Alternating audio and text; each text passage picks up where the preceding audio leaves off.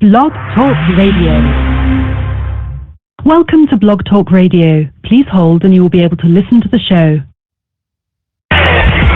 Blast off. This is True Capitalist Radio. True Capitalist Radio. I am your host, the man they call Ghost. The badass of business. Give him capitalism or give him death. That's it. Period. Broadcasting from his Skyline office studios in beautiful downtown Austin, Texas. You sound fruitier than a box of Fruit Loops, for Christ's sake. And now, he'll take it from here. Your host, the prognosticator of prognosticators, the man they call Ghost.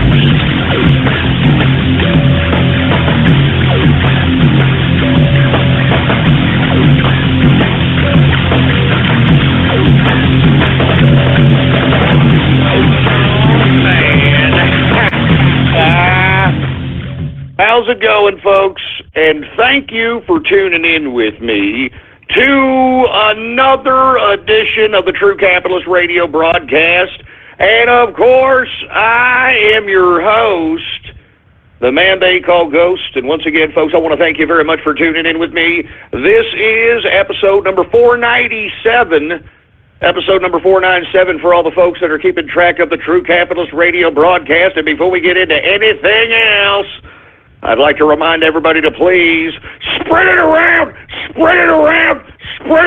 like wildfire, and let everybody know that True Capitalist Radio is in effect and in the house, and we are live every Monday through Friday, 4 p.m. Central Standard Time, right here on the official website of the True Capitalist Radio broadcast, and it is blogtalkradio.com/ghost. That's blogtalkradio.com/ghost. And, of course, if you have not done so, please follow us on our social media, on Twitter and Gab. I'm on both of those social media under the name Politics Ghost. All one word, no underscores. Politics Ghost is the name to follow. Now that we've gotten all that out of the way, folks, I want to go ahead and just clear things up out here. If you did not listen to this Saturday night's troll show, because maybe you're not into that, I want to apologize first and foremost for basically having a very spotty broadcasting schedule last week, to say the least. Once again, if you all didn't know, Mrs. Ghost gotten into a little bit of an unfortunate car accident on last Tuesday. And, it kind of shocked everybody. It shocked me, I'll tell you that. And if y'all don't know about the squirrel incident, she tried to swerve to avoid a squirrel, and, now I got $5,000. Not only do I have $5,000 damage on my car now, the mechanics got it, and they're doing the whole, the brakes on there, and there's some brakes, and you could use some, a transmission flush, and, you could use the gaskets and your oil gaskets, and, Jesus Christ, man. So I don't even know what the hell the bill's going to be, and you combine that with, everything that, I got to do a lot of things, folks. I'm an independent capitalist. You always have to think about what you are going to do every single day financially. And, I was a little under pressure. I broadcast every single day, folks. Well, except Sundays. I got to at least have a Sunday off. Geez. 3 hours a day, 6 days a week. And on top of that, folks, I got brick mortar businesses. And, the good part about having brick mortar businesses in today's America, and that's with today's technology, I've got a streamlined system. And I'm not saying I have like a whole bunch of stores or anything to that capacity, but the brick mortars that I do have, I don't technically need to be there for them to run as a streamlined operation. There's technology now, folks, where I could literally just go in from my phone or a computer or a tablet and literally log in somewhere and view what the hell my employees are doing from right here in the comfort of my damn, $1,500 chair here. You understand? I mean, so, but at the same time, I still got to look. I still, got to make sure, I should say, that these folks aren't ripping me off. They aren't mistreating customers. They aren't, doing something that could hold me liable to any capacity. You understand? Oh, man, the system I got is great, man. Not only can I log in and watch these people on a damn camera, but I also can literally see the transactions that are going on. Man, it is beautiful, man. And if I don't like something, or I can rewind it, I can do anything. And if I don't like something, just call them up and say, hey, what the hell's going on? And it's just self-sustaining, man. It's beautiful. I mean, but, those types of operations, it takes time. You got to build them. You got to make sure that they're nurtured. You got to get the right people. You got to get people that, have a long-term type of outlook as it pertains to their occupations. But anyway, I'm digressing here a little bit, folks. A lot of pressure last week, and I just decided that I needed to take a little bit of a sabbatical. And I talked about that sabbatical this past Saturday. I don't want to go over it, but I had to use the proverbial terminology of my urban brethren, I was doing me. All right, that's what I was doing. I was doing me. I was doing me. And basically, I just took a sabbatical from everything on the internets.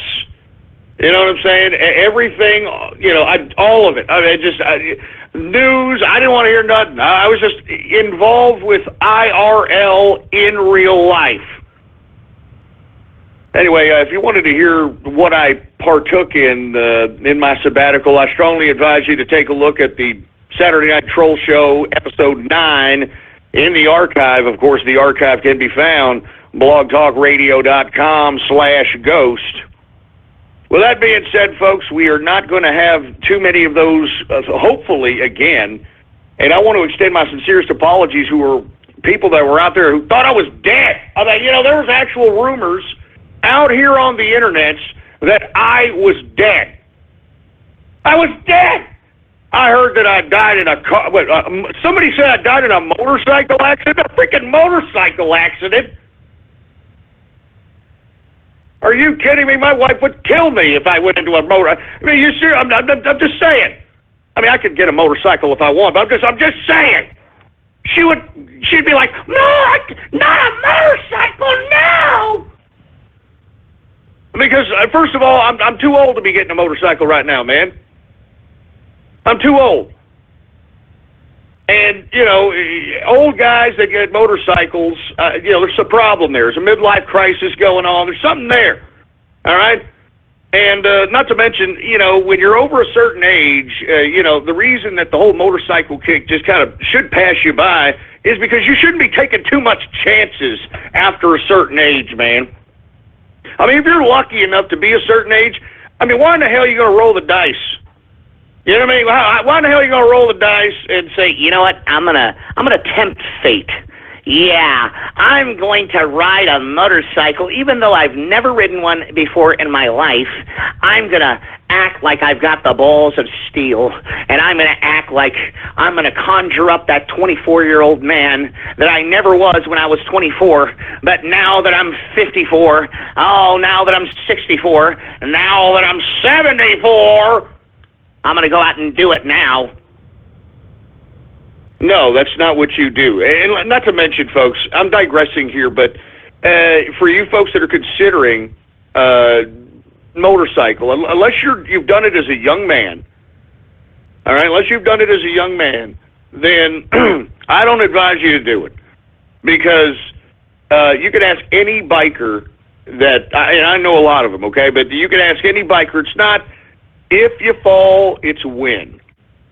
You know what I'm saying? All bikers have taken hard-ass falls, man, and those falls are very, very risky. Not to mention that many of the damn drivers on the road don't even give a two rat's asses about bikers out there on the road either. So, I mean, in my view, man, I just, no way. No way. Anyway, folks, with that being said, I'm not dead. I'm here. Everything's all good. So let's just go ahead and dispel all those rumors out of the way, okay? I don't know why you guys go to this extreme. Now, I get it. I didn't tweet anything. I didn't say anything. And I got a little bit of concern out of folk. I get it. But, 2 days. I just needed a 2-day sabbatical. As you can hear from my voice, I sound a little fresher. You know what I mean? I sound a little bit more crisp. I mean, I needed to do it. I mean, give me a break.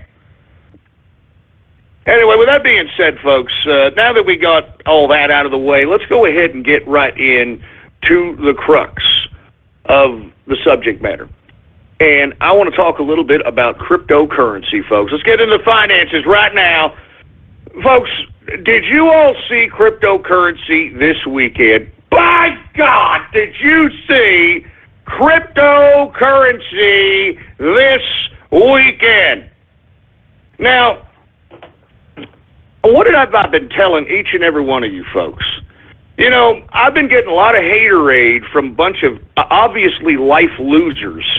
Every time I ever cover cryptocurrency, obviously it's a bunch of troll, fat jelly asses. They're just trying to get a rise out of me. But there are some people in there that genuinely are, you're scamming, Ghost. Your cryptocurrency's a scam.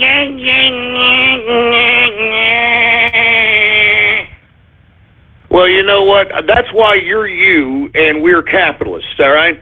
Have you taken a look at the goddamn prices of every cryptocurrency out there today? What did I tell each and every one of you, man? I told you that we were at the beginning. That's why I started covering cryptocurrency first in the financial hour of True Capitalist Radio broadcast, because I said this is where people are going to be able to make tremendous gains in a very short period of time. And that's why I was trying to use this broadcast, all right? Trying to use this broadcast so that I could get some of you involved in this wealth revolution that is happening right before our eyes, folks. Now, for those of you that actually listen to yours truly, you know what? You're welcome, all right? You're welcome. But I don't want nothing. You know what I want you to do? I want you to use whatever wealth that you're generating from cryptocurrency, because this is just the beginning, boy. I mean, we're going to see some volatility. Obviously, that's the cryptocurrency markets. But you ain't seen nothing yet. I'm telling you this. As days go by, we are seeing cryptocurrency incrementally getting more and more accepted as legal tender, more and more accepted in different parts of the world, more accepted within financial markets and across the world. Folks, I'm telling you, man, this is the time here. This is the time to get involved and make serious cash. All right? I'm telling you, man. And listen, when you see these rises in cryptocurrency, what have I been telling you folks to do? Don't just sit there and look at it. Move it around. You've got to move this cryptocurrency around, man. It's a very, very volatile market. Very volatile. So the thing is, in this market is, okay, once you see the gains, you got to be able to keep those gains, if not make more. Now, how do you do that? You got to trade it. You got to move it around a little bit. Now, of course, folks, I have been incrementally trying to show people and, advise people or suggest to people where you can conduct yourselves in these types of capacities, where you can trade, where you can mine, where you could, get your wallets, that sort of thing. But, folks, right now, listen, I don't know what else I could tell you to convince you that this cryptocurrency situation is unbelievably for real. Now, listen, I know I'm out like almost, obviously more than $5,000 on my wife's unfortunate car accident because she tried to get damn swerve to save a squirrel's life. But I'm made more than that in cryptocurrency this weekend, and I'm not even joking around, man. I'm not even kidding around. I mean, this is a phenomena that needs to be recognized, and, I hope that some of you listened to me like at least 2 months ago, Because if you'd have listened to me 2 months ago, you'd be up at least 100% on your money right now. You know what I mean? I'm not joking around. I'm not even kidding. You'd be up 100+% on your damn money. And that's all I'm saying. Anyway, let's go ahead and get to the cryptocurrency markets first and foremost, folks, okay? Because right now we're seeing some contraction after a weekend of unbelievable buying. And, of course, folks, the reason people are buying is because, everyone is adopting, everyone wants to accept cryptocurrency is the future. And, I just want a piece of it, baby. You know what I'm saying? Look, I got a naysayer here saying, yeah, well, Bitcoin did this a couple of years ago. It'll come back down and...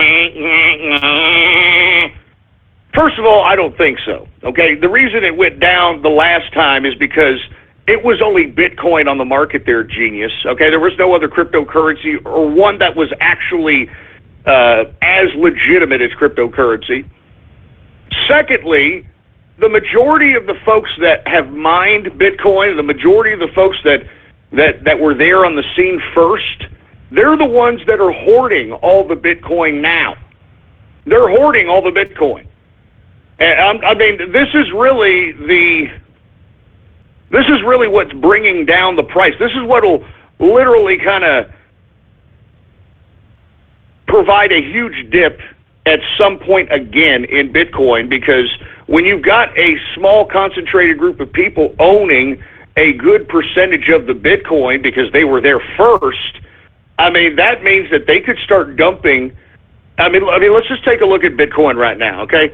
The Bitcoin price right now is over $1,400.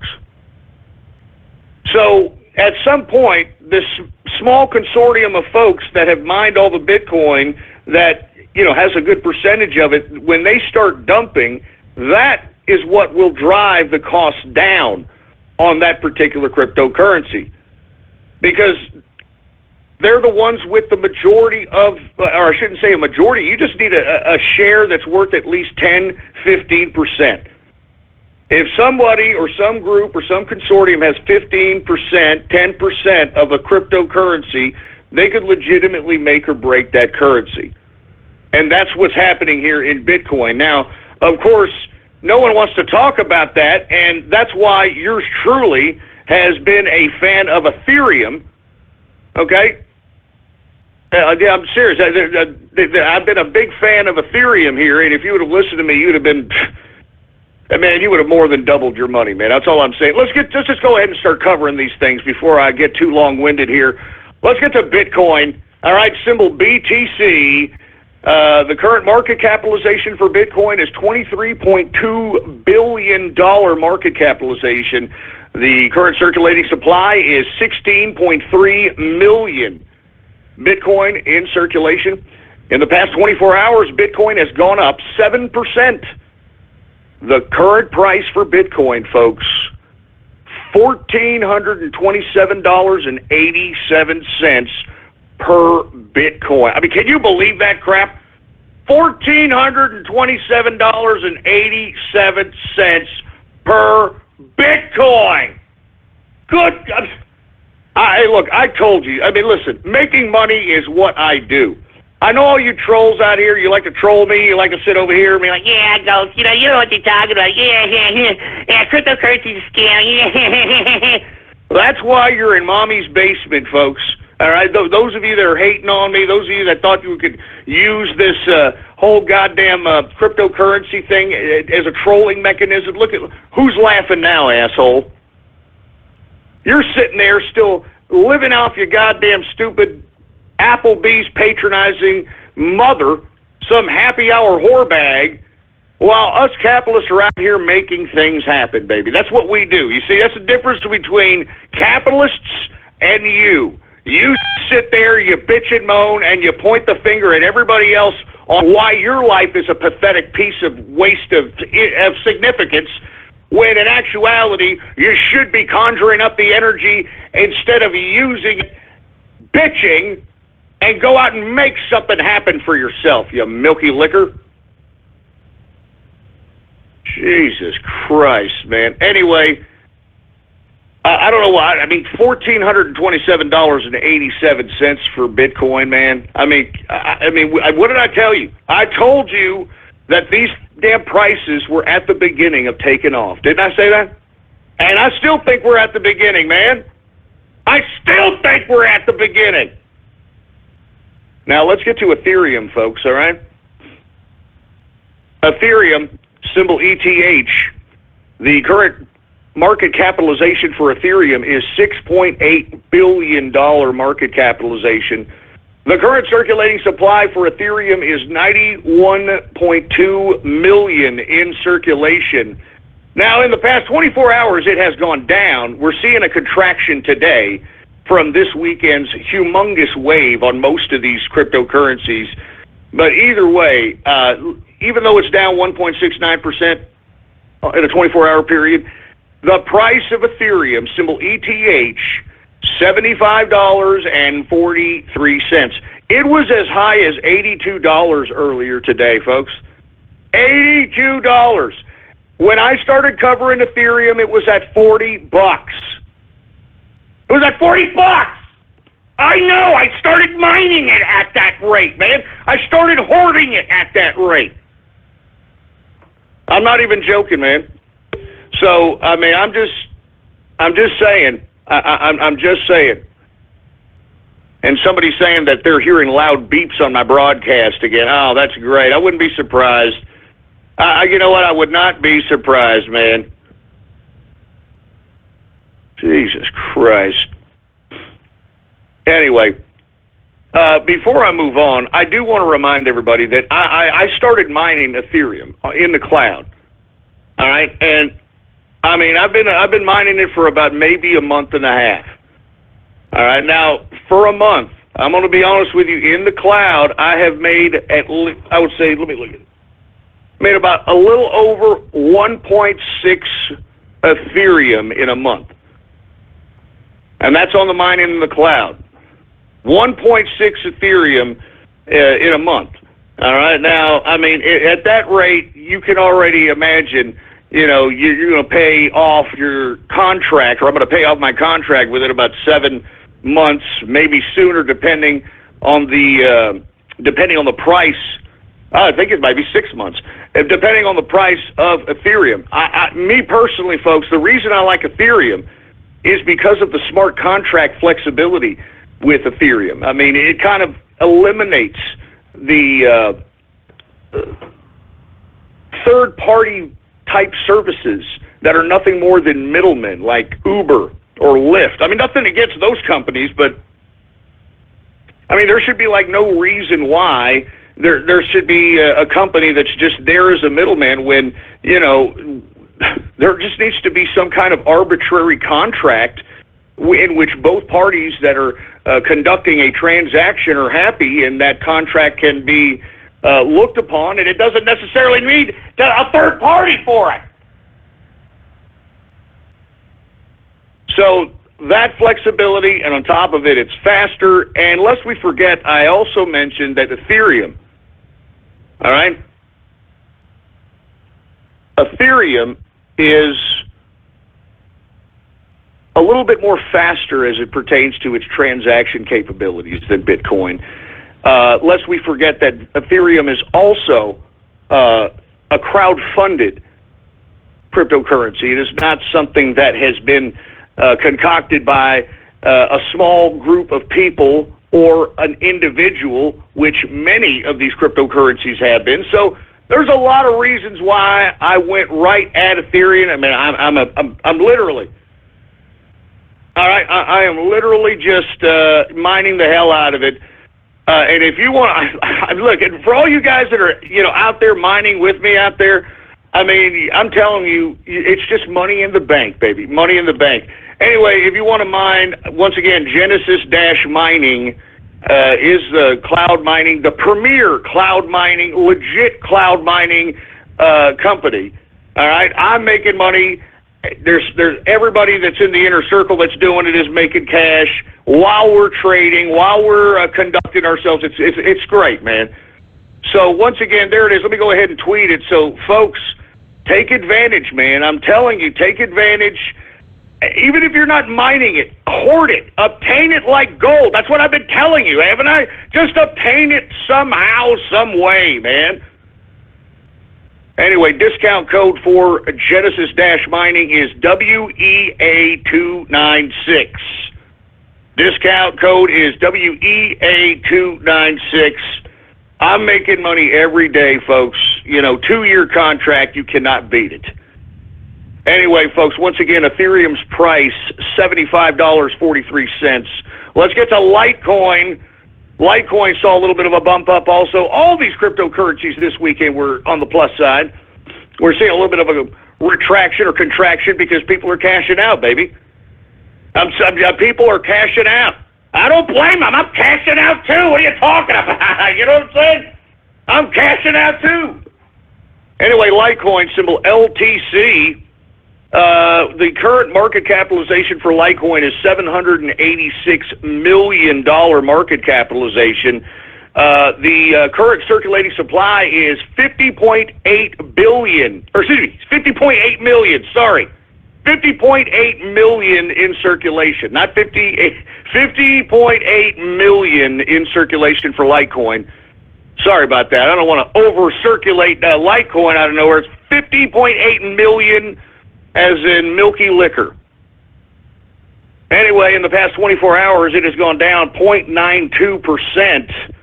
The current price for Litecoin, symbol LTC, current price $15.45 per Litecoin cryptocurrency. Let's get to Dash. Dash was seeing about $92 earlier this weekend. Of course, it's starting to come down. Everything's coming down, with the exception of a few. We've got Dash, symbol DASH. Current market capitalization for Dash is $640 million market capitalization. All right, the current circulating supply for Dash, which I still think Dash is also an attractive cryptocurrency, is once again a fast cryptocurrency. It's what I mean by that the transaction time is very, very quick, which is what makes Dash attractive. Not to mention, it's a very low circulated right now cryptocurrency. Current circulating supply is 7.2 million in circulation. In the past 24 hours, it has gone down 3.02%. But the current price of Dash Coin, symbol DASH, current price $88.12 per Dash Coin. And lest we forget, man, when I was covering this in the beginning, when I first started introducing cryptocurrency in the first part of the financial hour of this show, what was it, about $60? $60 and change? Let's get to Ethereum Classic, which, folks, have you seen the damn wave on Ethereum Classic has not stopped waving. Big money. I made some money in Ethereum Classic. There's big money. Let's take a look at it. Ethereum Classic, symbol ETC. The current market capitalization for Ethereum Classic is $599 million market capitalization. The current circulating supply for Ethereum Classic is 91.2 million Ethereum Classic in circulation. In the past 24 hours, it has gone up. I haven't seen it gone down in at least a week. I haven't seen it gone down in at least a week. All right, in the past 24 hours, Ethereum has gone up 2.63%. The current price for Ethereum Classic, symbol ETC, current price $6.57 per Ethereum Classic. When I started covering this, folks, Ethereum Classic was barely over $2. Barely over $2. You see what I'm saying? I've been trying to tell you. You're missing out. You're missing out, man. I don't know what the hell. I tried. I'm not kidding. Whenever I say I'm giving people millions of dollars of information on this broadcast for free, I'm not kidding. I'm not joking. Anyway, let's get to the Monero. Monero, symbol XMR, current market capitalization for the Monero is $328 million. The current circulating supply is 14.3 million in circulation. In the past 24 hours, Monero has gone down 3.72%. Current price for Monero, symbol XMR, current price $22.82 per Monero. Let's get to Zcash, folks. What have I been telling you about Zcash also? All right, it's coming down after some major waves as well, folks. But, man, you take a look at this weekend's chart on Zcash. I mean, good God. Anyways, Zcash, symbol ZEC. The current market capitalization for Zcash is $107 million. The current circulating supply for Zcash is 1.2 million in circulation. In the past 24 hours, Zcash has gone down 6.53%. But lest we forget, folks, I had just seen this earlier today, Zcash at about $95. All right, $95. When I started covering Zcash, it was like, what, $50, 55 or something like that? I mean, come on, man. I mean, I'm giving you money. I'm trying. I'm trying here. Good God, I'm trying. Good God. Anyway, current price for Zcash, symbol ZEC, current price $88.90 per Zcash. All right?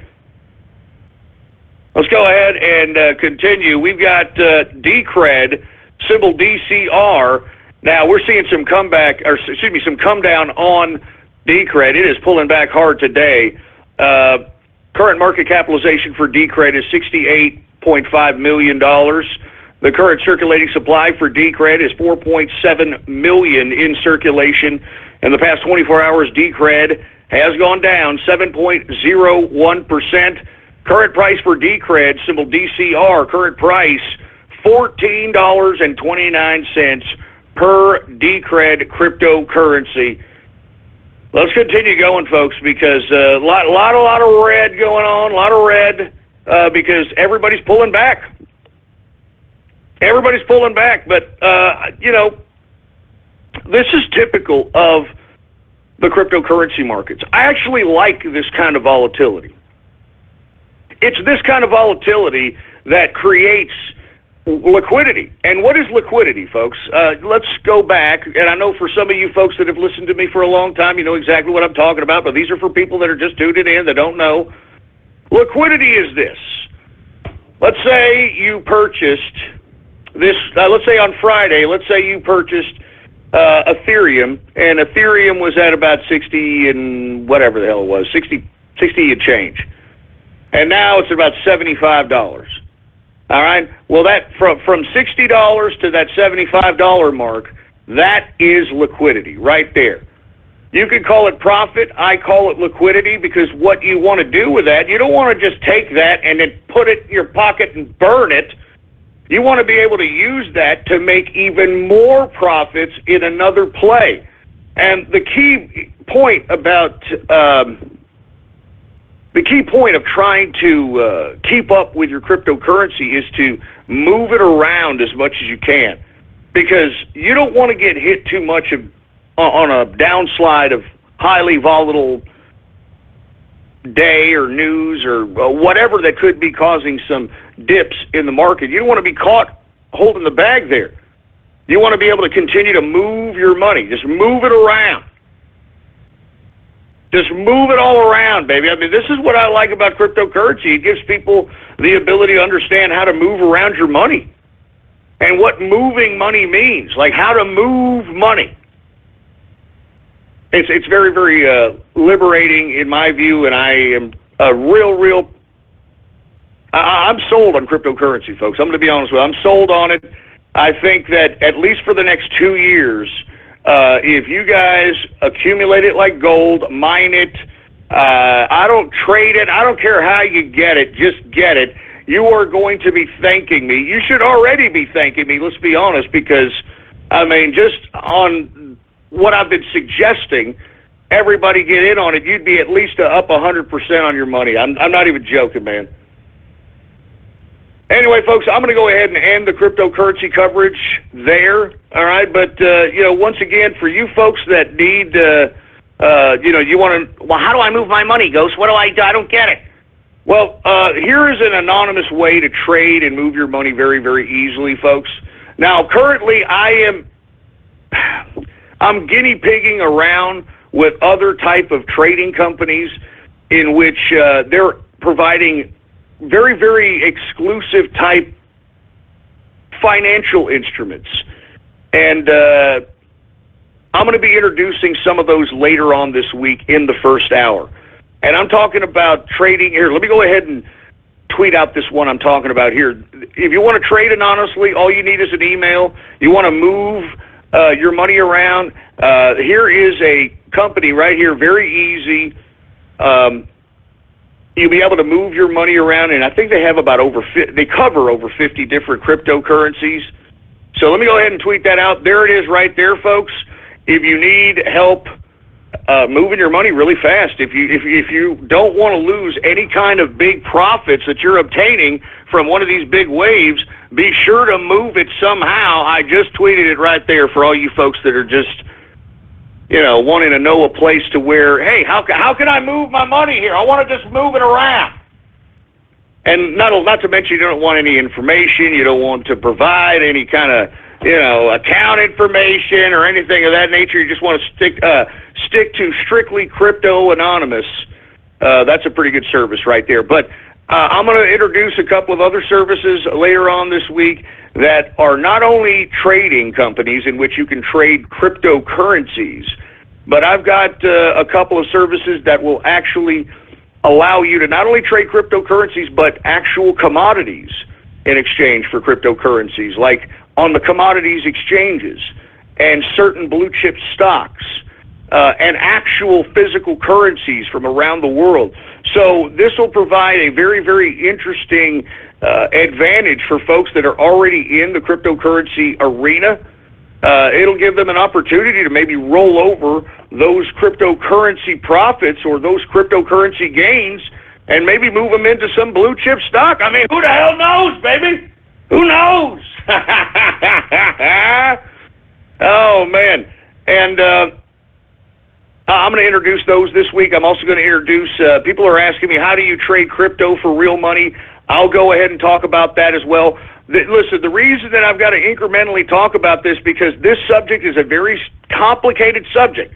That's why it hasn't grown as fast as it should, because it has to be complicated to some degree, because it's currency, it's money. I mean, you have to make sure that the integrity of such a thing is going to stay intact.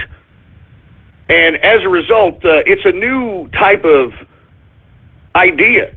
This is a new market. Cryptocurrency is brand new. So you have a lot of folks that are just kind of opening up shop. And, that's why I'm kind of acting as the guinea pig to see, what services are legit, which ones aren't, whatever the case might be. And I will, always try to do my best to give you guys the best services that I can find so that you can apply them to your financial situation and make yourself even more money. All right? I'm not even joking around. So, hey, listen, I'm not even going to stop there. I'm also going to introduce, for some gambling aspects. Yeah, you can actually gamble your cryptocurrency, and it's anonymous, completely anonymous. So what that means is that you don't necessarily have to have any kind of, IDs or anything of that nature. You just got to have the crypto. So anyway, folks, I got a lot of exciting stuff. I just want folks to, first of all, obtain it. And then once you obtain it, then that's when you figure out, how do I get more of it? And then when you get more of it, that's when you can start cashing out. That's when you can start cashing out. And we're going to talk about all that in the coming days, in the coming weeks. I also want to say, folks, that Ghost.report, all right, which was supposed to be, capitalist kind of a news site. Well, you know what? Nobody wanted to see the news site anyway. Everybody was, I don't know what the problem was. Well, it's a brand new site now, and you know what Ghost.report is now? It's me doing me. That's what it is. I'm using it now as a social media style type of a ordeal, and I may start posting some posts on cryptocurrency strategies, how to do it, how to cash out, how to be able to expand your investment potentials, that sort of thing. So anyway, man, thank you guys first and foremost for listening to the cryptocurrency portion of the broadcast. Let's go ahead and get to the stocks and commodities in the United States because there's still money there, folks. Remember, even though it's not as lucrative as it pertains to the high amount of profits, the reason there's still money here is because, in my view, stocks is one of the only financial instruments that not only allow you to purchase and you're able to make a profit on the movement of the price of the stock itself, but you're also, when you have high-end, blue-chip, high-yield dividend stock, all right, you tend to, depending on the prospectus of your company, get paid a dividend. And that's what you really want as an investor in a company. I'm talking long-term investment. I'm not talking about day trading plays, short-term plays. I'm talking about increasing your net worth. And you want to obtain stocks that pay you a dividend on a quarterly basis so that when you obtain more and more of these stocks, on top of you being however much these stocks are worth, that's how much your net worth is combined with whatever else you have in assets and liquidity. And really, that's why you want to buy stocks. You want to buy stocks because you want to have some level of net worth, and you want to be able to obtain some dividends on a quarterly basis. And remember, folks, you get paid a dividend per share that you own. So the more shares that you have, the more dividends you're going to make on a quarterly basis. So with that being said, let's go ahead and cover the stock market here, folks. Now, you know, by the time I had started to do this broadcast and schedule it, the markets were doing pretty well. All right? The markets were doing pretty well. They started off the day pretty bad. Now, I'm going to be honest, this was a good day to day trade, by the way. But they started off pretty bad, then they went up because the earnings were good. Now, why did they start off bad? Well, because consumer spending right now, folks, is just what I had prognosticated. Stagflation. Remember I said that word? I've been saying that word recently, and I've seen some of you jackasses on Twitter that think that you're armchair economist or something saying, Well, no, it's not stagflation, Ghost. It's actually deflation that's happening. Stagflation is what's happening, folks, meaning consumer spending is at a halt. No one is spending their money. And why did I prognosticate this? Because, as I stated, the value of the dollar has gone up. That means because the value of the dollar has gone up, people are not going to want to spend their money.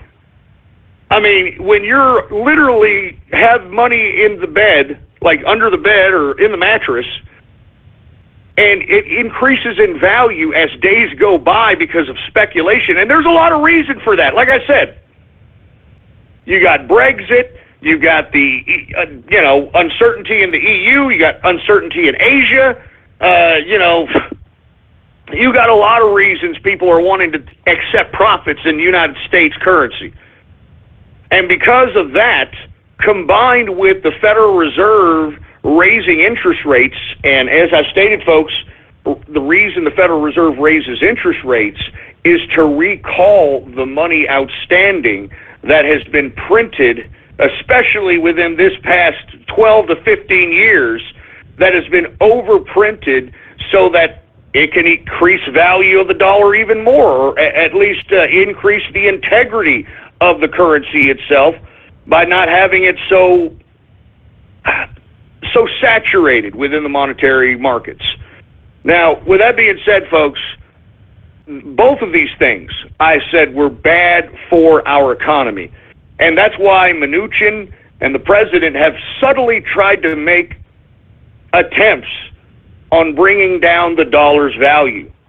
Now, a good way of doing this is to increase the budget. Now, according to reports, they are going to increase the budget until, till freaking June or August or September, who knows. But either way, folks, right now, because of the current economic conditions, and because the Federal Reserve's policy of raising interest rates, I mean, we have to do something as far as the Trump administration is concerned, do something to offset the value of the increasing value of the dollar. You know what I'm saying? So as a result, because the value of the dollar is raising because of overspeculation and because of the interest rates increasing, now you have a situation where no one's spending their money because it's too valuable. We need a devalued dollar right now. And I know that sounds unbelievably like, what? Yes. And the reason is because we need people to start spending those dollars. Consumer spending came to a halt today, folks. That's why the market was kind of at a standstill in the beginning of the day. And, you know, if consumer spending is coming to a halt, folks, then, you know, there's no wealth opportunities. There's no wealth-generating opportunities. If there's no wealth-generating opportunities in America, then, you know, that kind of pretty much puts a hodgepodge on the American dream. It puts a hodgepodge on the idea that you could be born into nothing and make yourself something. We need people to start spending money in America. I mean, when money exchanges hands, that's when people all of a sudden begin to generate wealth. Now, this is really, really the key issue here as it pertains to what we're going through as an economic anomaly, because it really is an economic anomaly, folks. You know what I'm saying? It really is an economic anomaly. We're seeing an increased value in the dollar when our economy sucks. You know what? I mean, that doesn't even make any sense. That doesn't even make any sense.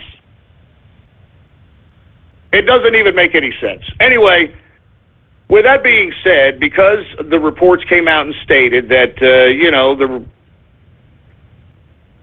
consumer spending is not really doing much, if anything at all, you had some earnings come out today that made a lot of these damn investors in the stock market feel funny in the pants. And then for a little bit, if you take a look at the intraday charts on all these indexes, they started feeling funny in the pants until my president, baby,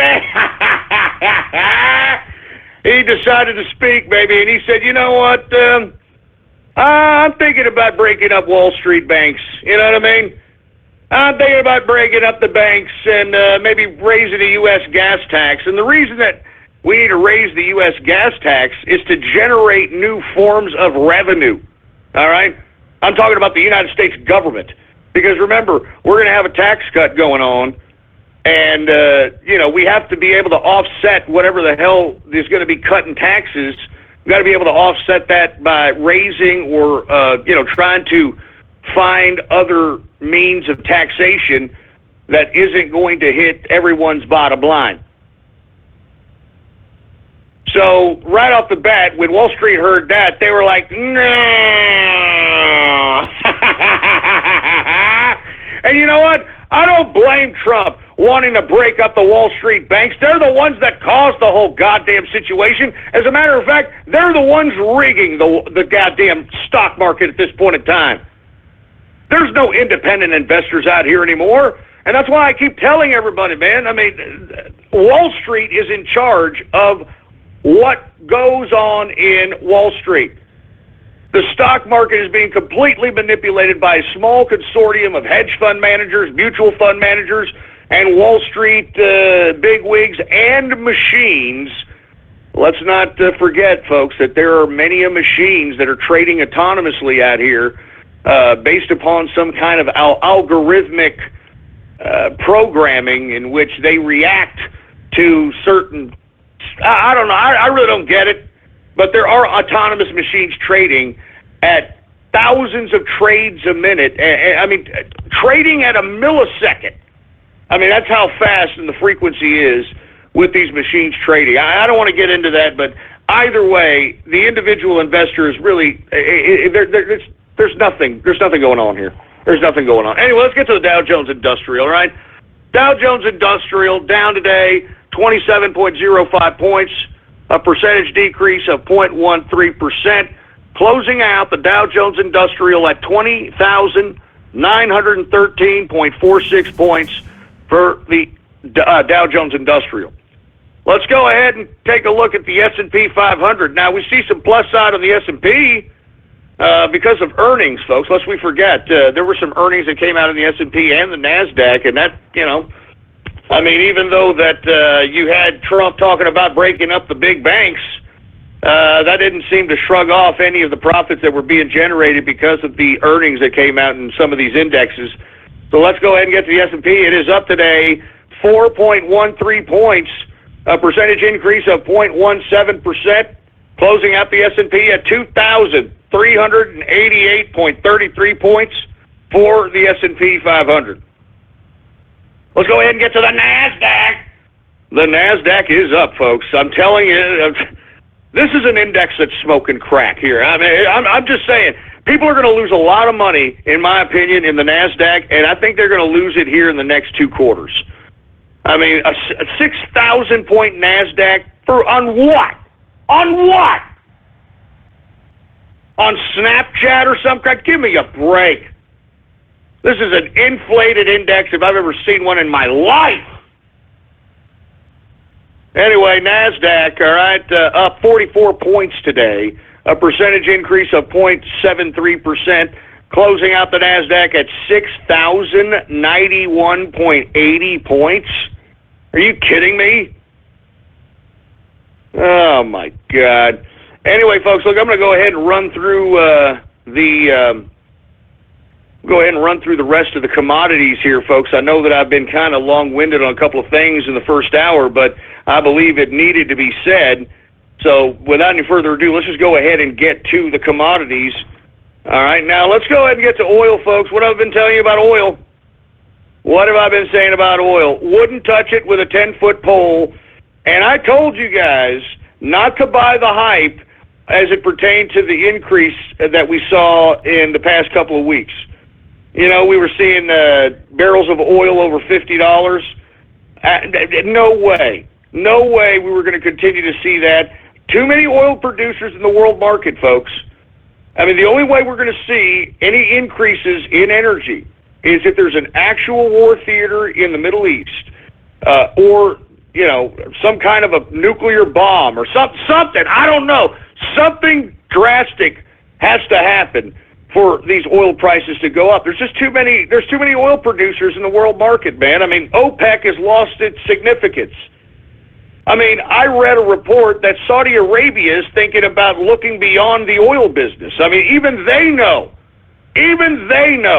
that oil is, as far as oil making them and sustaining their wealth, those days may be over.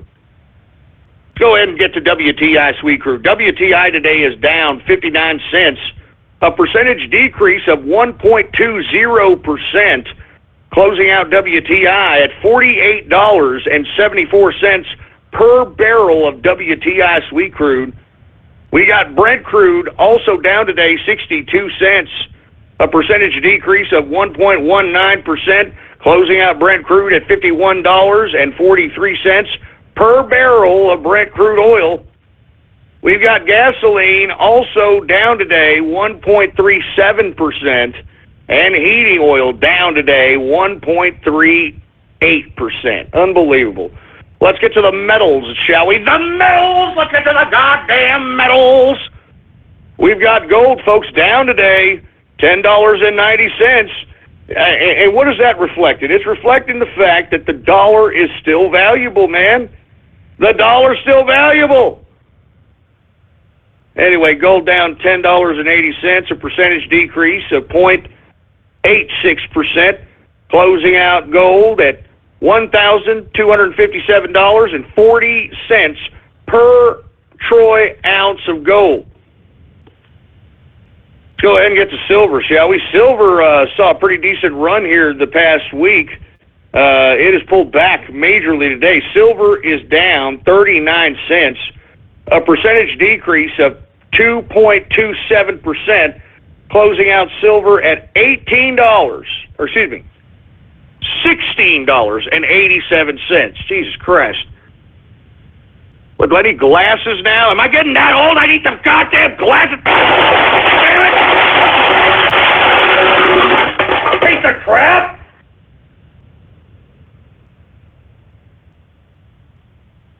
sorry, folks. I just, I'm having to, like, squint or some crap. I don't know what the hell's going on here. I'm squinting, for Christ's sake. I just, ugh. Give me the damn mic. Give me the mic. Jesus Christ, man. $16.87. Anyway, let's move on, man. Copper is up today, 1.96%. Jesus Christ, man. We got platinum down 0.02%. Let's go ahead and get to agriculture, and let's move on, man, because we're running out of time here. Let's get to the grains index. Man, I can't see crap. What am I getting? Am I going blind here? Jesus Christ. Let's get to the grains index, all right? Corn is up 3% today. Can you believe that? 3% increase on the day. Wheat up 5.49% increase on the day. Oats up 5.04% increase on the day. All right, rough rice up 2.28% increase on the day. Soybean up 1.46% increase on the day. Let's get to soybean oil. 1.42% increase on the day. And canola up 0.17% increase on the day. Let's get to the softs, shall we? The softs index. Cocoa down today 1.58%. We've got coffee up today 1.84%. All right, and by the way, boycott Starbucks. All right, let's get to sugar. Sugar is up 0.31%. Orange juice is down 1.61% decrease. We got cotton up 0.10% increase. Lumber has been going up because of what Trump's been doing to the Canadian lumber industry, huh? Now you got Trudeau over here saying, hey, why don't you go back to the negotiating table, eh? Anyway, we've got lumber up today 1.58%, rubber up 0.32%, and ethanol up 0.45%, up 0.45% for goddamn ethanol. Good God. Finally, the livestock, folks. All right, let's get to the livestock. Live cattle is up today 0.08%. Cattle feeder is up it's down actually. Cattle feeder is down.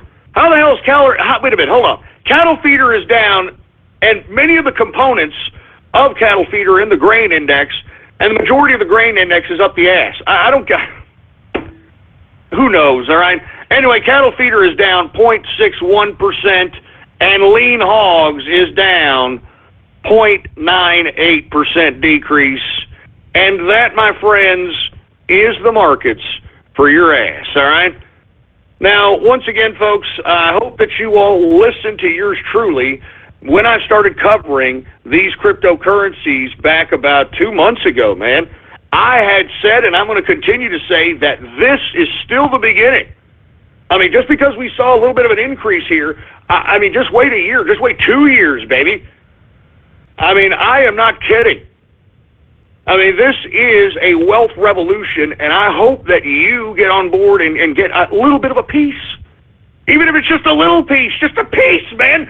Don't be one of those idiots that... Oh, man, I remember Ghost talking about that, and I just should have listened just a little bit. God. You don't want to be that guy, all right? I'm serious. You don't want to be that person, all right? So don't be that person, all right? Go out, obtain crypto somehow, some way. I don't care how you get it. Just get it. You'll be thanking me forever. Anyway, with that being said, folks, it felt good to take 2 days off. I'll tell you that right now. It felt like playing hooky from school, to say the least. I'm not even joking around. I'm not even joking, man. I mean, listen, I like doing this broadcast. All right? I know there's a lot of serious listeners that listen to this broadcast, but by God, man, these internet trolls, I mean, I don't even want to talk about it because then they're going to be like,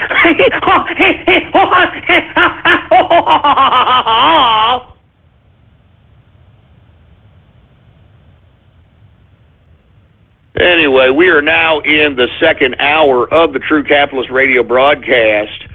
And, of course, I am your host, the man they call Ghost.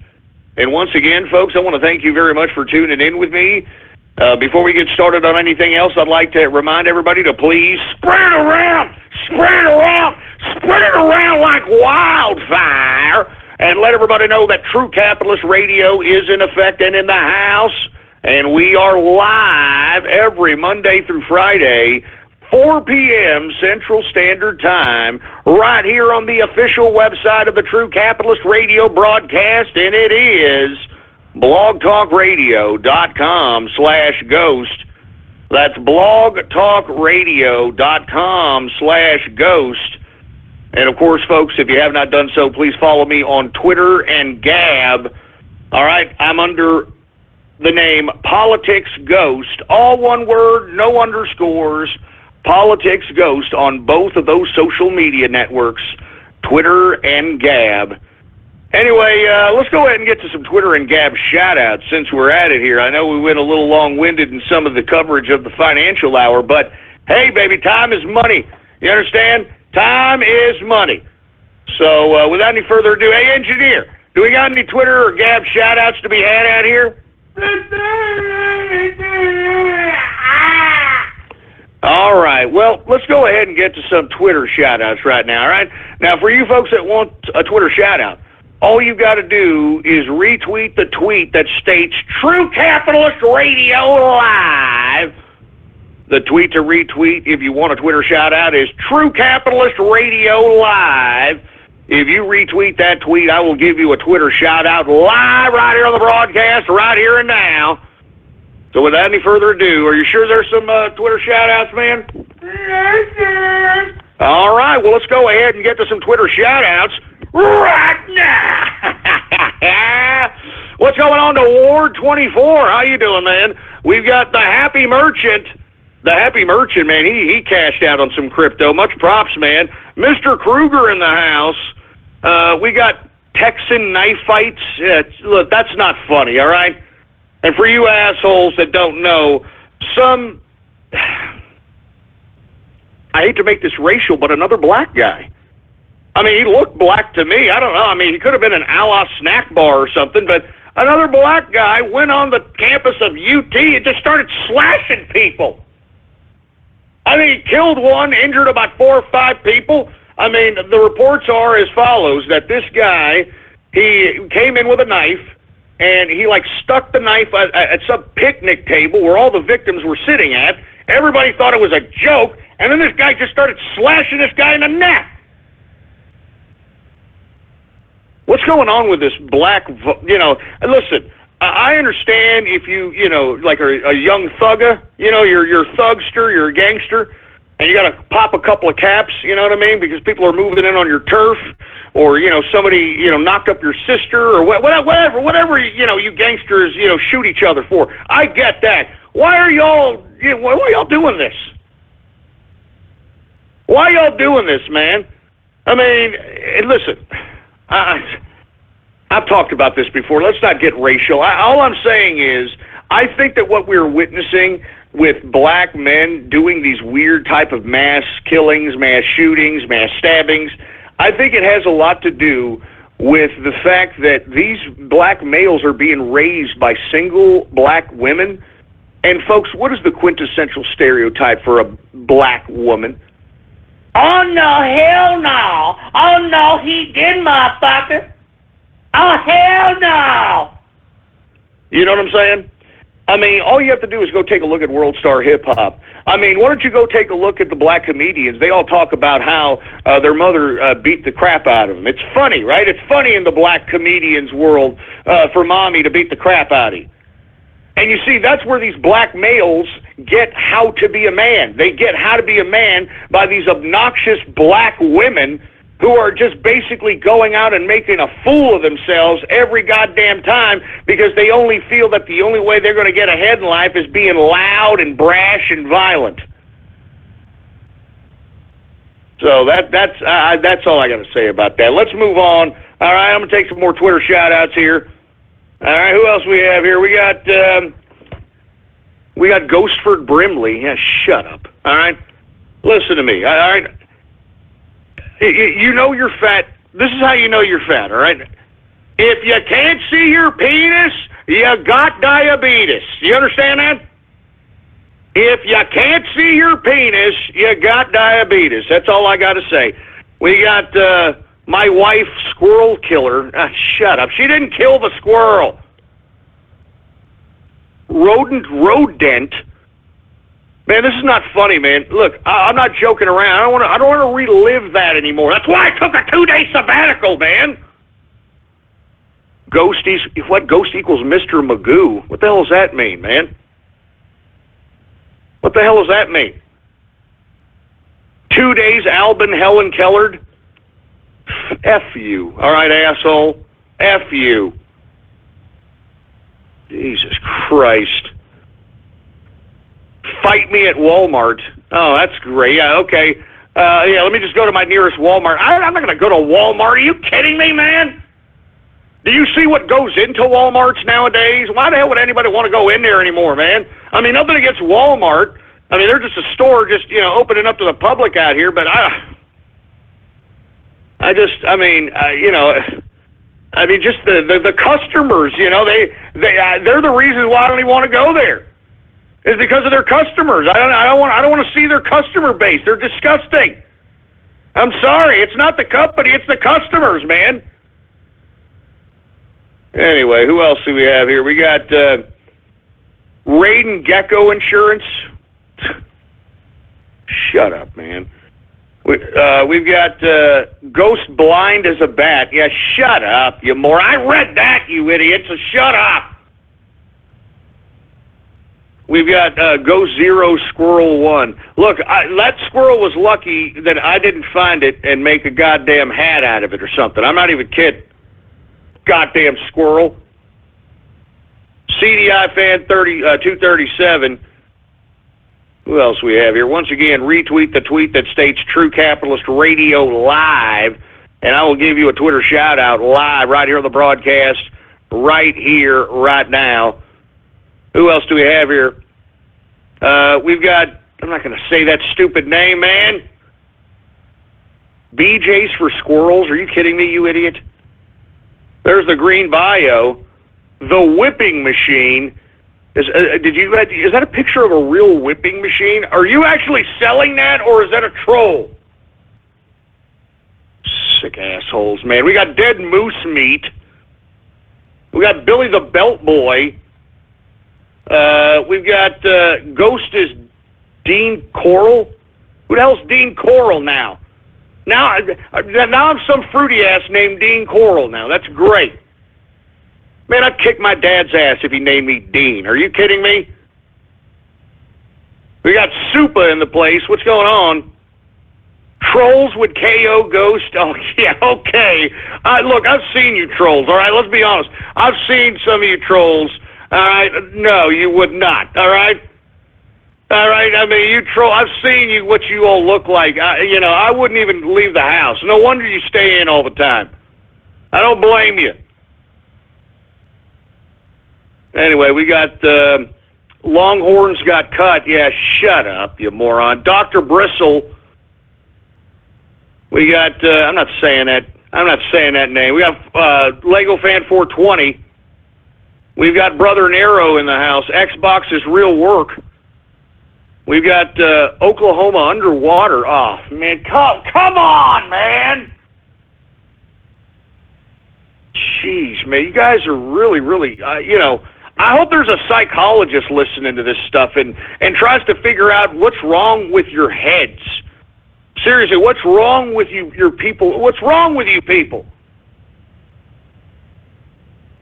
Good God. We've got and Sergeant Yoda in the house. What's going on with Sergeant Yoda? We got Austin Slaughterhouse. Shut up with that crap, bitch! Shut up! You know what? I'm done with Twitter. You guys are. I know where y'all are going. Just shove it up your ass. All right. I'm going over to Gab. That's where I'm going. All right. I'm going over to Gab because you people are obviously making a damn mockery of my show. So if you want a Gab shout out, all you got to do is repost the first post on my Gab account, and the post to repost is True Capitalist Radio Live, baby. So let's go ahead and get to some Gab shout-outs here. We've got Green Leader in the place. We got Rock Ape in the house. We've got Ghost Palin 2020. Shut up, Ghost Palin 2020, you moron. We've got Tom in the house. What's going on, Tom? True Welfare Radio. Yeah, whatever, ass crack. Are you kidding me? We're trying to get rid of welfare in general. This is something this show's trying to do. Dumb idiots, man. We got Captain Kuh. I'm not going to say that name. We got Motorcycle Emptiness. What is that supposed to mean, man?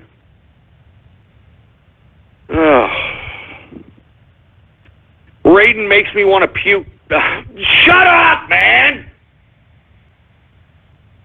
Ghost is Wilford Brimley? No, I'm not Wilford Brimley, man. Jesus Christ. There's Phantom the Joker. We got Metroid Junkie in the house. Ghost went to Fire Festival. Oh, man, no way. Are you kidding me? No way. We got Veteran of Forum Wars in the place. What's going on? We got the Brony Network again. Who else do we have here, for Christ's sake? We got Deplorable Lisa in the place. What's going on, Deplorable Lisa? We've got Morty McAver, whatever the hell that's supposed to mean. We got Katesh the Pony. Once again, repost the first post on my Gab account. We got Mark Montag. What's going on? We got TC Capitalist in the place. What's going on, man? Anyway, we're going to take a couple more, and then we're going to go ahead and move on. Blind Albino? Shove it up your ass, man. I'm not... Just shut up, man, all right? Just shut your mouth. We've got, what is it, Ghost Wife Failed Jihad Attack. What is that supposed to mean? Professional Pud Puller.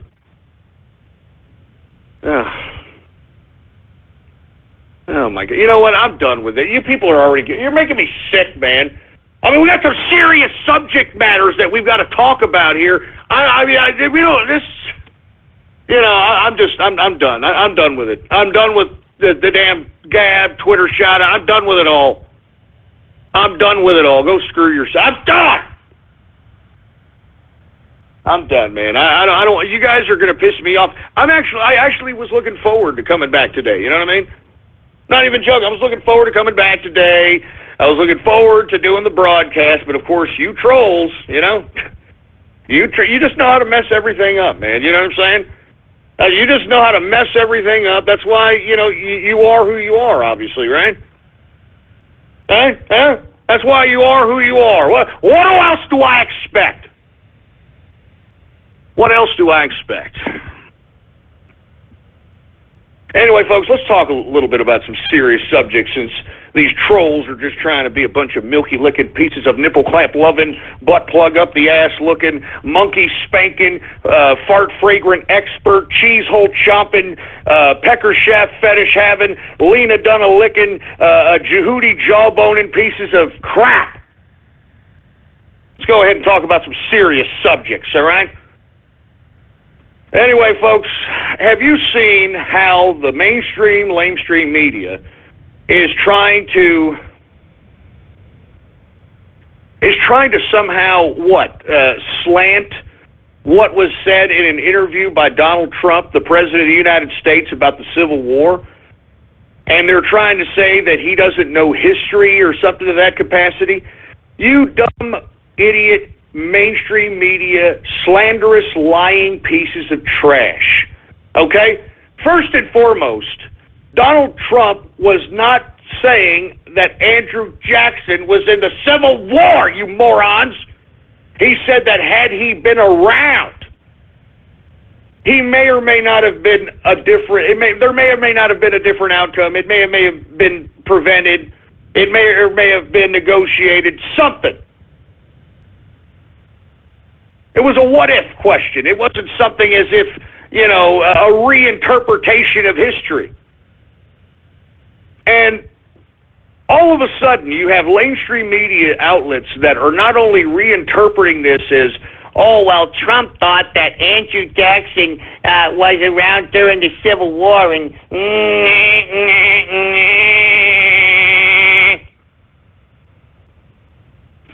that's not what he said. And not to mention, I have to agree with Trump on this. I mean, couldn't the Civil War, could it have been negotiated? Could it have been negotiated? And you see, right off the bat, you had these CNN commentators out here talking about, well, I don't know what Trump is talking about. I mean, Civil War was fought over slavery, baby. No, it wasn't. You idiots. All right? The Civil War was not fought over slavery. The Civil War was fought over federal government rights or states' rights. You see, the South believed that the states should be able to govern themselves independently, autonomously, and that no federal government governing authority should have any influence or any authority of state affairs. And obviously, the industrialists in the North thought otherwise because they wanted to federalize the whole United States system because they wanted to conquer the competition of wealth. And that's what it all comes down to, folks. All right? When the industrialists of the North had gained influence politically through their own means of finance, they wanted to monopolize what was going to be the main industry of the United States of America, and they did not want the South and its wealth and financial influence to curb whatever it was that the industrialists wanted as it pertained to the direction in which the United States went. Because lest we forget, folks, I mean, you take a look at how much the economy in the United States was agrarian compared to industrial at the time. I mean, there was no comparison. And what pisses me off, all right? What pisses me off is this, is that it wasn't fought over slavery because at the time, the innovation of the cotton gin and the plow and other type of technology that aided the agrarian was basically nullifying the existence of slaves itself. Now, I don't want to get into this whole slave debate because I hate when people try to say that, I don't know, a bunch of white honkies went out to Africa with a potato sack and, a baseball bat or something, I don't know, and decided to start bagging Africans or something and then shipping them over here and, forcing them into the damn fields, man. That's bull crap. It's a lie, okay? It's a lie. I mean, listen, I want to be completely frank with folks, okay? In places like Georgia, at the time of the Civil War, black folks, even as slaves, black folks were 80+% of the entire population of the state. And this is during slave days. Now, I'm not saying anything about anyone. I'm just making a simple observation that how can that be possible? How could that be in which an 80% of a population who are vastly much more physical superior to the 20% of the population, how exactly is that possible? Without some kind of a mutual understanding. Now, is it right or is it wrong? That's a whole other debate, okay? It's a whole other debate. But what I'm saying is that the Civil War was not about slavery, okay? The Civil War was about the industrialists versus the agrarians, the Federalists versus the states' rights. That's what it was all about. And besides, like I said, the innovations of agrarian technology was making slavery insignificant.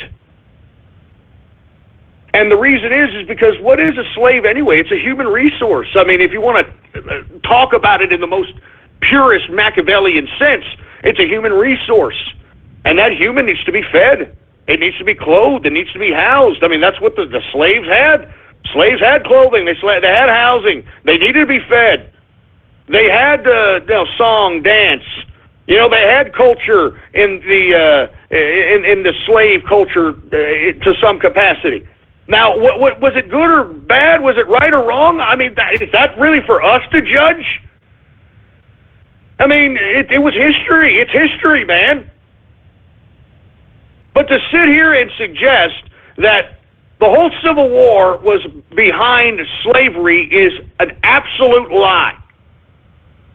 It's an absolute lie, and that's really why Trump made the argument that maybe it could have been negotiated. But, I mean, who knows? I mean, all those people that died in the Civil War, I mean, more Americans died in the Civil War than Americans died in every goddamn war ever since. Combined. I mean, you know, maybe it could have been negotiated. I mean, it's the what if scenario. He was in an interview, and of course, the mainstream media will take anything and try to spin it just to make it look as if Donald Trump doesn't know what he's talking about. I mean, this is the classic. You're talking about fake news. Mainstream media, 100% fake news. They'll lead in with something. Donald Trump thought that Andrew Jackson was in the Civil War. Donald Trump has a new interpretation of the Civil War and all this other crap. You know what their latest one is? On top of the Civil War nonsense that they're talking about, now the new headline is that Trump is against the Constitution. Yeah. Have you read that headline yet?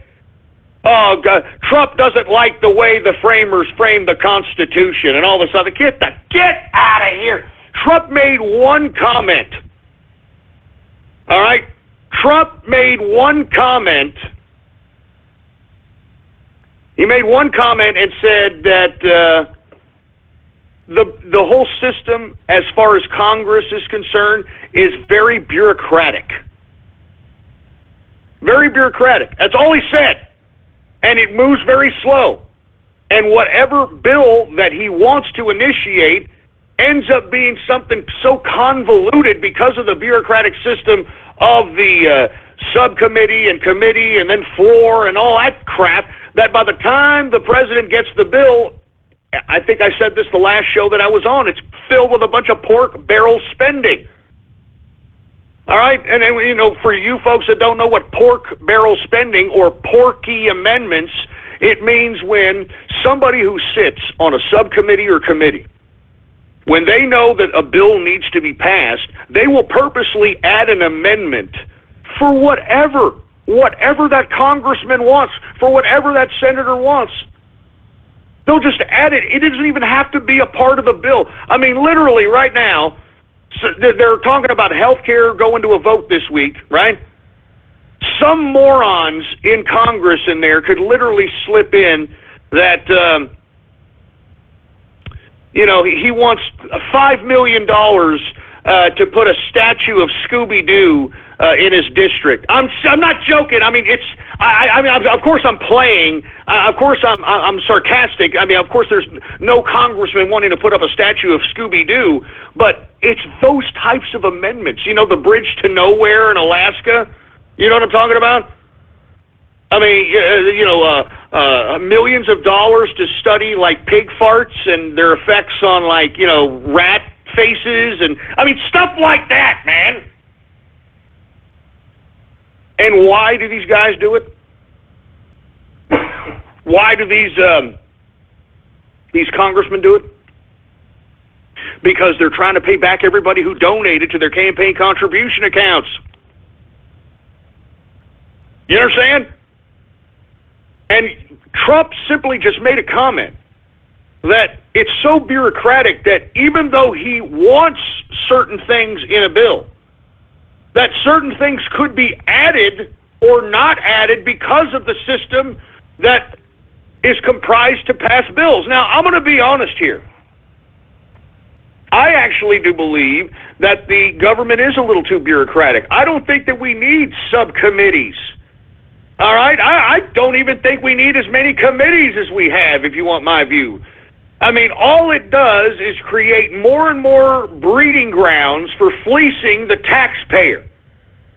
And when the framers framed this bureaucratic governance system, they did not anticipate society being so actively engaged in so many different capacities that regulation and laws and legislation had to be initiated at such rapid paces.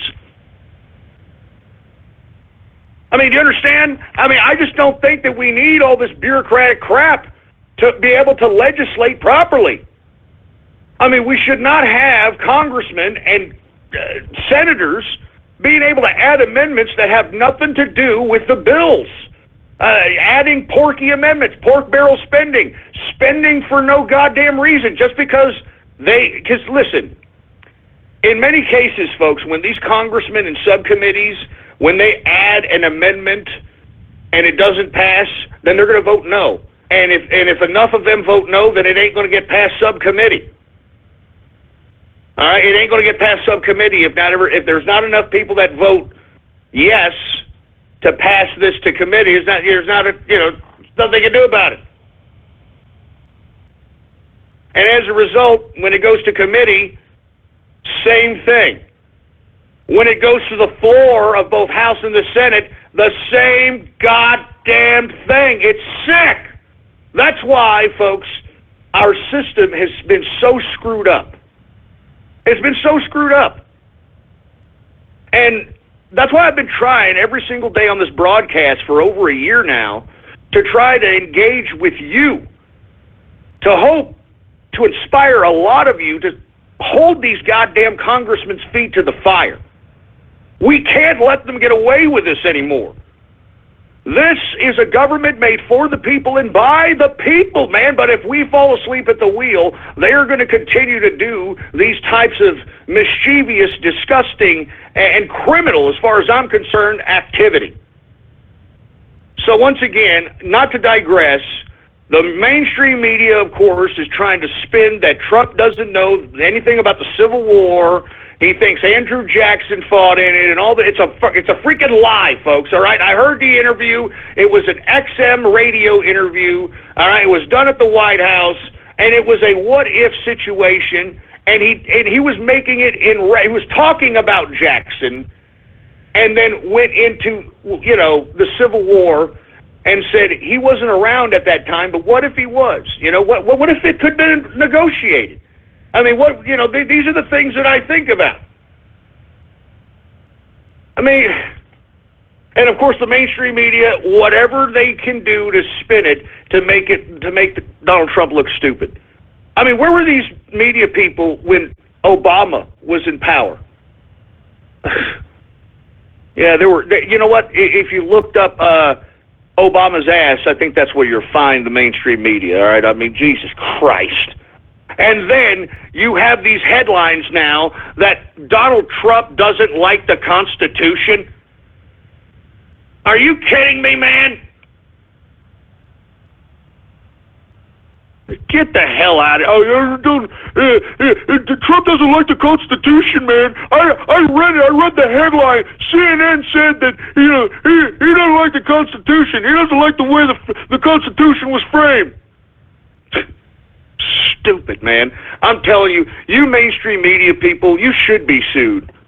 And they're all afraid now that, Reince Priebus, said on this Sunday morning shows, yesterday, that, they're looking into the possibility of holding liable on some of these goddamn mainstream media outlets who are just outright lying about everything Donald Trump.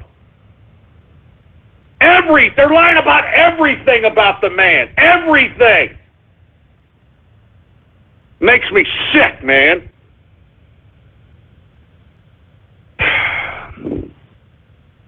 Anyway, we're talking about Congress here. That's a good segue into the next subject matter here. The next subject matter I want to talk about is how Trump is putting pressure on Congress now to pass health care and tax cuts. All right? Now, according to the administration, there should be some level of a health care vote this week. Now, in an interview, Donald Trump said that there is going to be room here for pre-existing condition. Now, I know that's probably scaring a lot of folks that... Well, wait a minute. I mean, if we're going to cover pre-existing conditions, is that going to continue to rise our premiums? Obviously, it is going to rise some. But obviously, the president was listening to the broadcast. I don't know if y'all remember when I suggested that if they're going to continue this framework, if they're going to pass something to sustain the continuity of this Affordable Care Act framework and going to base it around the insurance companies, that they need to do something to bring down the cost of insurance premiums. I mean, they got to do something about it. I suggested high-risk pools, and you heard the president talk about that in the CBS interview. If you heard that one yet, in a CBS one-on-one interview, he suggested that they're going to have pools now in which high-risk pools have to basically pay more money for health insurance because they fall under a high-risk pool. And because all those high-risk folks pay the same amount of money, they kind of offset each other because, they're high risk. And, that in this kind of high-risk pool system, the healthy person or the person that doesn't take chances or the person that isn't a high-risk person isn't penalized by having their insurance bumped up so that someone who is either poor, old, or high risk can be paid for. I mean, that's the most unfair thing I'd ever heard in my life. Now, pre-existing condition. How is that going to be handled? That is going to be a state-by-state basis. Because there are some states in which they don't really have a bunch of people with a whole bunch of pre-existing conditions. There are some states that are actually fairly healthy. I'm not joking. So it is going to be, and it's going to give a lot of power to the state itself on what exactly it's going to cover, and it gives a lot of autonomy to the state as well. Because remember, folks, Donald Trump, he's not a heartless capitalist like myself. I would have personally said, you know what? I mean, first of all, what government is doing in healthcare, I have no idea. But I would have said this, that, okay, maybe we're dropping people with pre-existing conditions. But where's the charity? Where are the charity hospitals? Remember those? Where Doctors Without Borders and these people that want to help people, where are they all at? Where are they all at? I'm telling you, folks, I personally believe that health care is not a right. It's not a right. And if it is, why don't you go tell that to the damn cow that's about to be slaughtered right now, that's going to be your T-bone steak later on this week. All right? Why don't you go tell that to the pig that's getting stuck in the neck so you can have a ham bone this weekend? You understand? Why don't you go tell that chicken that's getting its head chopped off, do you understand what I'm saying, folks? I mean, I'm not trying to say that people should be dying in the streets. But we need to take a better responsibility for our health, man. And we got a lot of fat, disgusting, obese, unhealthy people that are purposely making themselves sick, whether they know it or not, based upon their own lifestyle. I mean, take a look at all these fat, disgusting pieces of garbage waddling around out here, man. I mean, that's where the costs are at. I mean, why don't we have a little bit of preventative health care? All right, how about that? A little bit of preventative care. All right, why don't you put some of these fat asses on a treadmill or some crap, man? I mean, I don't understand what the hell's going on. I mean, come on, man. I mean, why don't we... I don't understand, man. I mean, listen, I'm digressing here. The point of the matter is that healthcare is supposed to be voted on this week, and what brand of healthcare are we going to have? I have no idea. I mean, are we going to still be fined if we are purchasing health insurance? Is the health insurance industry going to still have a monopoly over our health? Who knows? But at the very least, for the consumer, for the American person, for the working person, for the family, I sincerely hope that these damn premiums come down, all right? Because we need them to come down, all right? People are paying way too much for health insurance, and I think it's ridiculous. Anyway, folks, and the tax cuts as well, folks, all right? I mean, we need some tax cuts to literally have a financial injection into our country. Financial injection. And what I mean by that, well, take a look at the tax cut that they're proposing. 15% on corporate taxes. $150,000, 0% capital gains. And then whatever the capital gains is thereafter, 150. I mean, this is what I'm talking about, folks. We need to have true policy being passed, and for whatever reason, this Congress, we already know why on the Democrat side, why they're acting like a bunch of idiots, but why are these Republicans acting this way? You want to know why they're acting this way, folks? Because you aren't doing anything about it. You're not writing these people. You're not tweeting at these assholes.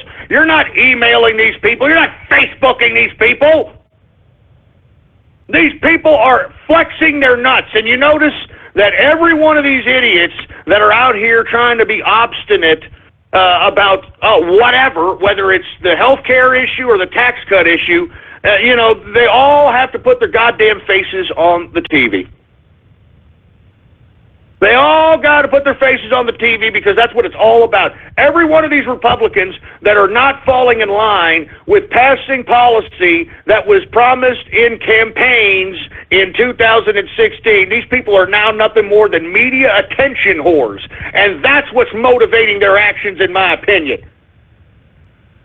I mean, there's nobody principled that is speaking against any of the policies being put forth by Donald Trump or anybody who is trying to initiate health care or any kind of goddamn tax cut. I mean, these people aren't principled. These people are doing it because they're media attention whores, and you know it, and I know it.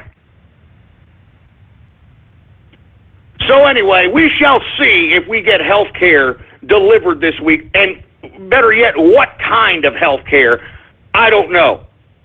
But by God, please lower the damn premiums for the freaking people in this country, for the working people in this country. And by the way, I don't want to be in charge of paying for my employees' insurance either, all right? All right, stop and take away the obligation from the employers to pay for health insurance for their employees. And once you do that, I think that you're going to see a shot in the arm of the economy. Once you do that, you're going to start seeing 40-plus hours a work week again. You're going to start seeing overtime again. You're going to start seeing things work like they used to before this insane, stupid mulatto psychopath came in and ruined everything. And I'm talking about that asshole Obama. So we shall see We shall see if these assholes in Congress really mean anything. Let me move on to something else because, I mean, everything that I am talking about, it's all mainstream media spun. It's promoted by this mainstream media. Hey, did you see this other headline that the media is freaking out because Trump is inviting the Philippine President Duarte to the United States for a visit? Now, folks, you know yours truly has been a critic of Duarte. I wasn't a very big fan of his war on drugs because his war on drugs is really a war on drugs. He legalized killing drug dealers. I'm not even joking around. It's illegal out there. I mean, there's thousands of people that have been killed a week, or a month, excuse me, because they're out there trying to push dope. And in the Philippines, it is legal to now kill drug dealers. And, you know, I was a little shocked by that kind of barbaric approach in trying to reform a society. But at the same time, I gave Duarte the benefit of the doubt and heard him in an interview, and he made a decent case on why he has such a harsh policy as it pertains to shooting and killing drug dealers.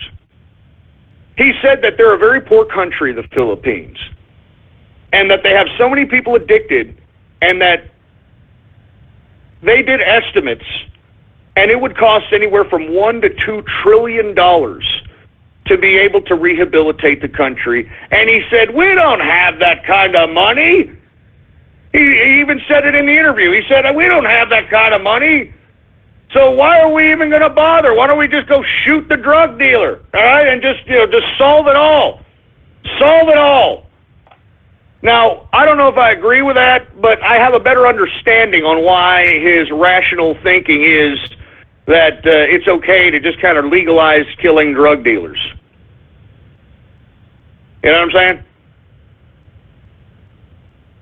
So very, very interesting. Very, very interesting what we have here. Very interesting what we have here, sir. And why is Trump inviting Duarte to the White House? I'm telling you, Trump is trying to play four-dimensional chess. You see, Trump was trying to test China in seeing if China would actually aid in this whole North Korean standoff situation.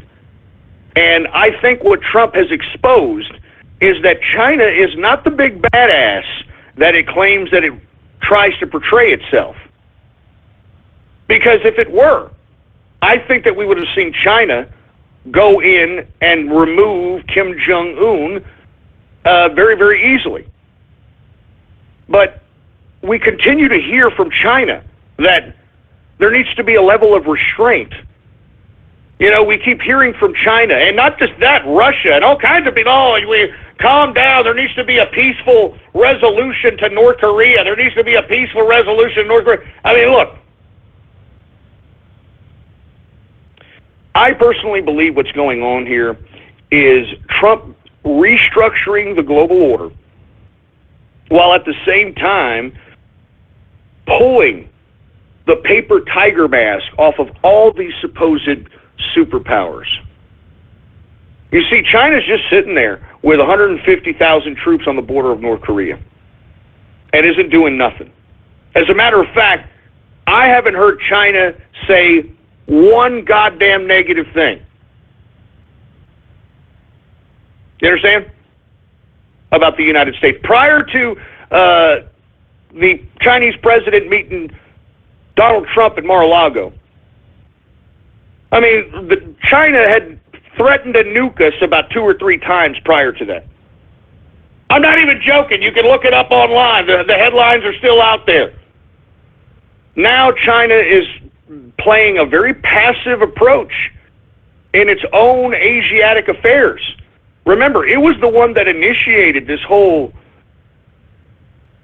belligerent tone in Asia with its assertion of owning most, if not all, of the South China Sea.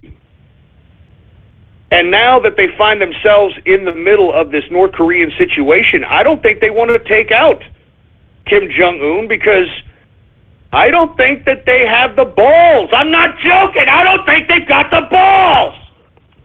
So what did Trump do? Because I think Trump expected something from China at this point, and they're not coming through. So they're not coming through. So Trump decides that it needs to play new types of international relation games, if you will. And one of which is to invite not only Duarte, but the head of state of Thailand, which both have vested interests in Asia, what China does, what happens to North Korea, so on and so forth. And by inviting Duarte to the United States for a meeting, it will basically put China on a very, very offsetted footing, considering that they had just made a deal with Duarte, and that would have put China in a very precarious situation. Now, with that being said, Duarte has responded saying that he may not have enough time to go to the United States. And basically what that means is, folks, is that Duarte is down with China. And that China told Duarte not to go to the United States. And that signifies that there is right there a true type of ally system between China and the Philippines. So, with that being said, what did Donald Trump do in response to that once Duarte said that he wasn't going to come because he didn't have enough time? All right? What did he do? Donald Trump said in an interview that he'd be open to what? Having a face-to-face meeting with Kim Jong-un. That's right. The prognosticator of prognosticator strikes again. All right? Trump says, let me go ahead and retweet that. This was out of Zero Hedge 6 hours ago. Go ahead and retweet that. Here it is. Trump says, open to meeting North Korea's Kim, says conditions would need to be right for Kim meeting in a, BBG interview. I don't know what the hell BBG is, but what did I tell you? I mean, this guy is playing five-dimensional chess, man. All right? Five-dimensional chess. Now what he's going to do is if Kim does take this next olive branch and meets with Trump, then that's when what did I tell you? What did I say we use Kim as? A freaking pit bull in the Asiatic area. You understand? I mean, come on, man. He exposed China for being a paper tiger, man. Not even China wants a piece of North Korea for some crap. I mean, yeah, somebody's asking me, why is China and all of these countries scared of North Korea? They're scared because they've never fought an enemy like these people.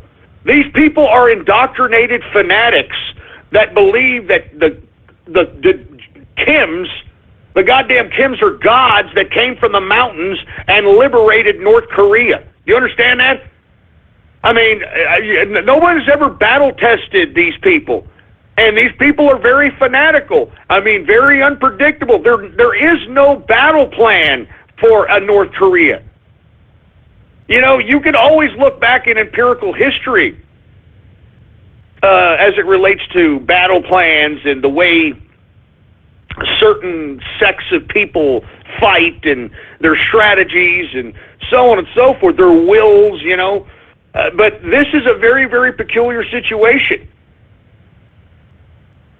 And that's why, folks, Donald Trump, five-dimensional chess, baby. All right? Five-dimensional chess. Now, if Kim does take the olive branch and say, okay, I'll go meet Trump, well, then that right there all of a sudden will shock China. It will shock Duarte, who just, tried to shun the president. It will shock all those Asian countries. And then once they're meeting face to face, that's when Trump can say, look, I'll take care of you, Kim, all right? You need some money, I got the money, all right? I got you, all right? Don't flex nuts at us. Don't flex nuts at Japan. Don't flex nuts with any of our goddamn allies. Why don't you go be a pain in the ass with, these people in Asia that, for whatever reason, were never our friend, were never your friends. Let's stir some shit up out here there, Kim Jong-un. I mean, you notice everybody's afraid of Kim Jong-un out here. Now, according to the Green Leader here in the Inner Circle chat, he said that the real reason is no one really wants to clean the mess of a post-North Korea. All those people to feed, the infrastructure to update, hasn't been touched in most places since the 1950s. It would cost trillions of dollars. That's pretty interesting because you would think that given the fact that China has high energy demands, that the massive amounts of coal and other natural resources would be very valuable to China if Kim was removed and China was to annex a certain part of North Korea. But hey, I don't know if China even thinks about those types of things. I'm not even too sure what China thinks about it all. I mean, because it doesn't even make sense. How in the hell these guys? I mean, they're flexing nuts 2 months ago, and we're going to nuke America and all this other crap, and we own the China Sea. And now these guys are sitting there with their little Peter poppers in their hand, not knowing where to put their chopsticks. You know what I'm saying? So once again, folks, Donald Trump, five-dimensional chess, all right? Like I said, he tries to call Duarte to the United States. Duarte tries to say that he doesn't know if he has time. Trump responds by saying, okay, that's fine. I'll be open to, you know what, if Kim is willing to come by, we'll have to meet some conditions, but if that's the case, come on down. I'm willing to meet with Kim. Come on down. Come on down, baby. I'm telling you, I'm the prognosticator of prognosticators, ain't I? And the reason I'm prognosticating all this, folks, is because I know foreign policy, man. I know international relations. I mean, and how do you understand international relations? Well, there's a variety of different things. First and foremost, you need to read the philosophers of political philosophy. One of the philosophers of specifically international bureaucratic institutionalism is a political philosopher by the name of Immanuel Kant, K-A-N-T. And he wrote a very short but yet impactful essay called Perpetual Peace. And in that particular work, Perpetual Peace, he basically laid the groundwork for the United Nations and the justification thereof. You need to read Machiavelli, The Prince. Machiavelli actually gave that work to one of the Medicis as a gift because he respected the Medici family, which is a big, huge family in Italy. You need to look back in the... I don't want to get into Italian history, but he actually gave this book, Machiavelli's The Prince, to one of the Medicis so that Medici could grow his empire and basically conquer all of not only Italy, but more and more geography across the world. I also would suggest that people would read a book called Leviathan by Thomas Hobbes. This also provides framework for why people would... It's a realist idea in which people would rather exchange their rights and their ability to be able to conduct themselves as human beings for security. And of course, folks, other books I would like for you all to read that's pertaining to international relations and foreign policy, Zbigniew Brzezinski's The Grand Chessboard. I would also like you to read any of the Henry Kissinger books on foreign policy. Now, whether you agree with these guys or not, it doesn't matter. It gives you the insight in which how and why foreign policy is created. And one last book before I'm just naming books here. One last book that will help everybody understand foreign policy and international relations and the global order is a book by the name, I forgot the name of the book. It's Carol Quigley that wrote the book. I forgot that. Tragedy and Hope is the name of the book. Now, Carol Quigley, believe it or not, was a professor that actually taught Bill Clinton. Yeah. And Professor Quigley comprised a piece called Perpetual Hope, or Tragedy and Hope, in which he outlined the globalist order, why it was concocted, what the plans are, and where it's headed, and who the families are, everything. I'm not even joking. That book is so rare, I don't even know if you could still find it unless you could get it on eBay, and I'm pretty sure it cost at least $150. All right? Carol Quigley's Tragedy and Hope. Those books I just mentioned, folks, will give you a better idea of understanding international relations and foreign policy. I'm not even kidding around. Anyway, folks, once again, we were talking about how Trump invited the Philippine President Duarte to the United States. Duarte said he doesn't know if he has enough time, which was an obvious diss. He's obviously controlled by China. That's proof of that. That's proof that he's down with China. He's China's boy. And China was probably the one that told him not to go. So in turn, what did Trump do? He went and gave the olive branch to North Korea, which is probably shocking the hell out of China right about now. You know that? I'm not even, it's probably shocking the hell out of China right now. Speaking of which, thank you there, MF Bestate. Let me go ahead and retweet. This is a link to a free copy of Carol Quigley's Tragedy and Hope digitally right here. Just retweeted it right now. So if you just want to have some time, you want to read it, here it is right here. Tragedy and Hope for free digitally right now. Just go to my Twitter account, Politics Ghost. That's actually a very good book, man. I mean, if you want to get truly insightful on what the actual global order is and why it is.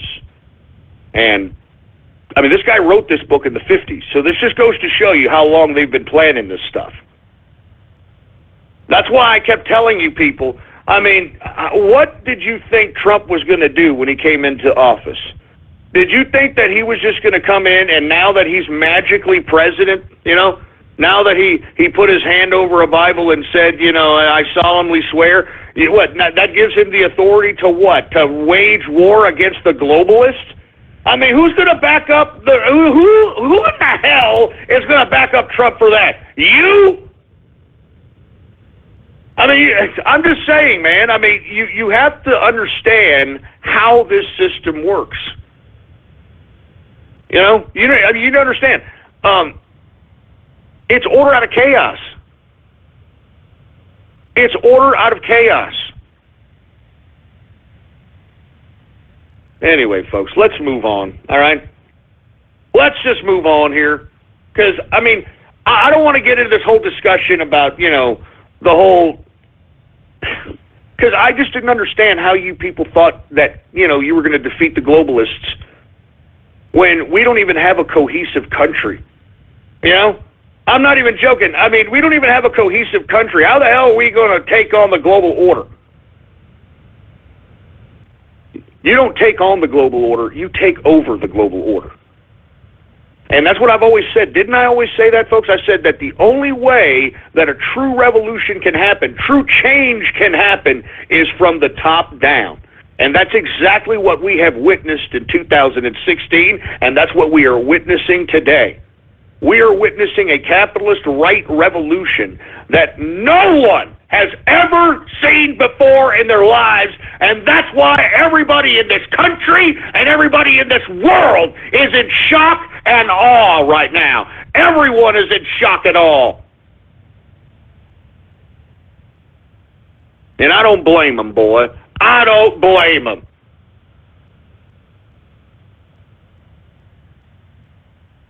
Anyway, we are now in the third and final hour of the True Capitalist Radio broadcast.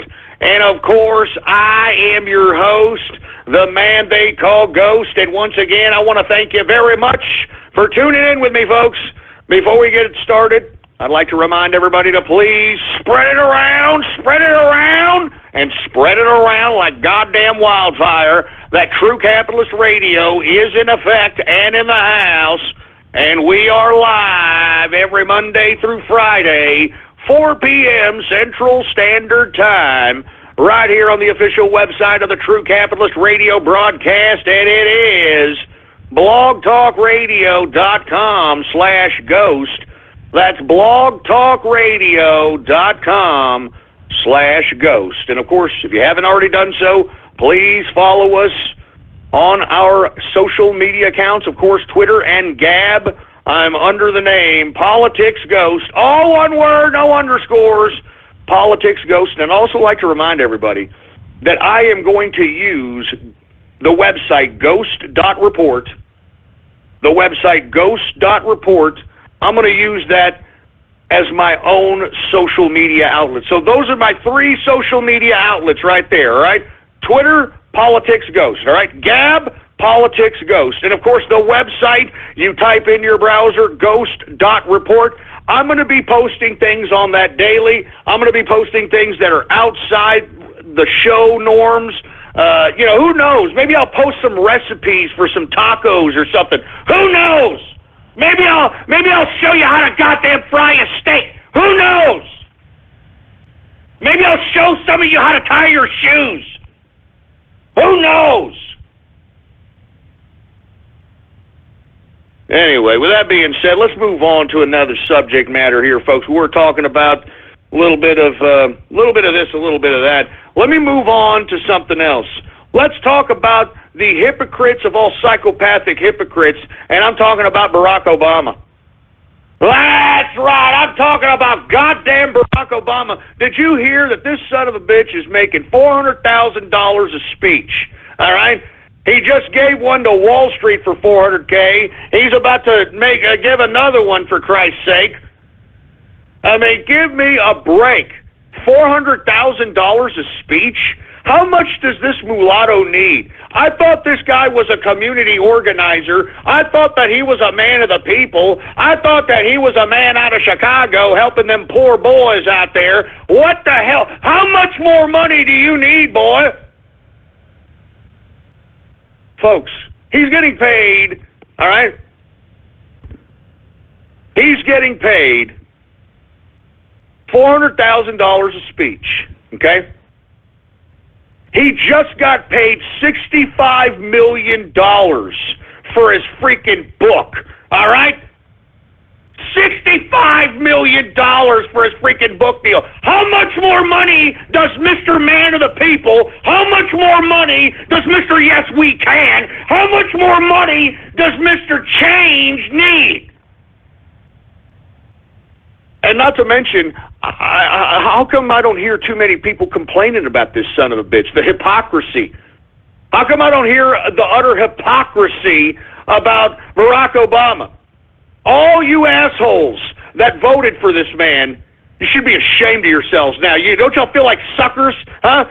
What did y'all get for voting him in as president? You got food stamps and welfare. He gets $400,000 a speech, and he's got $65 million for his goddamn book deal, huh? How do you like that, huh? I hope that burns, baby. I hope that burns your stupid leftist, liberal, idiotic soul while you're suffering. While you're suffering because of the stupid moron's policies. While you're suffering because this asshole Obama sabotaged America. He sabotaged America. And he's sitting there pretty, isn't it, huh? $400,000 speeches, $65 million book deals, $65 million book deals, huh, boy?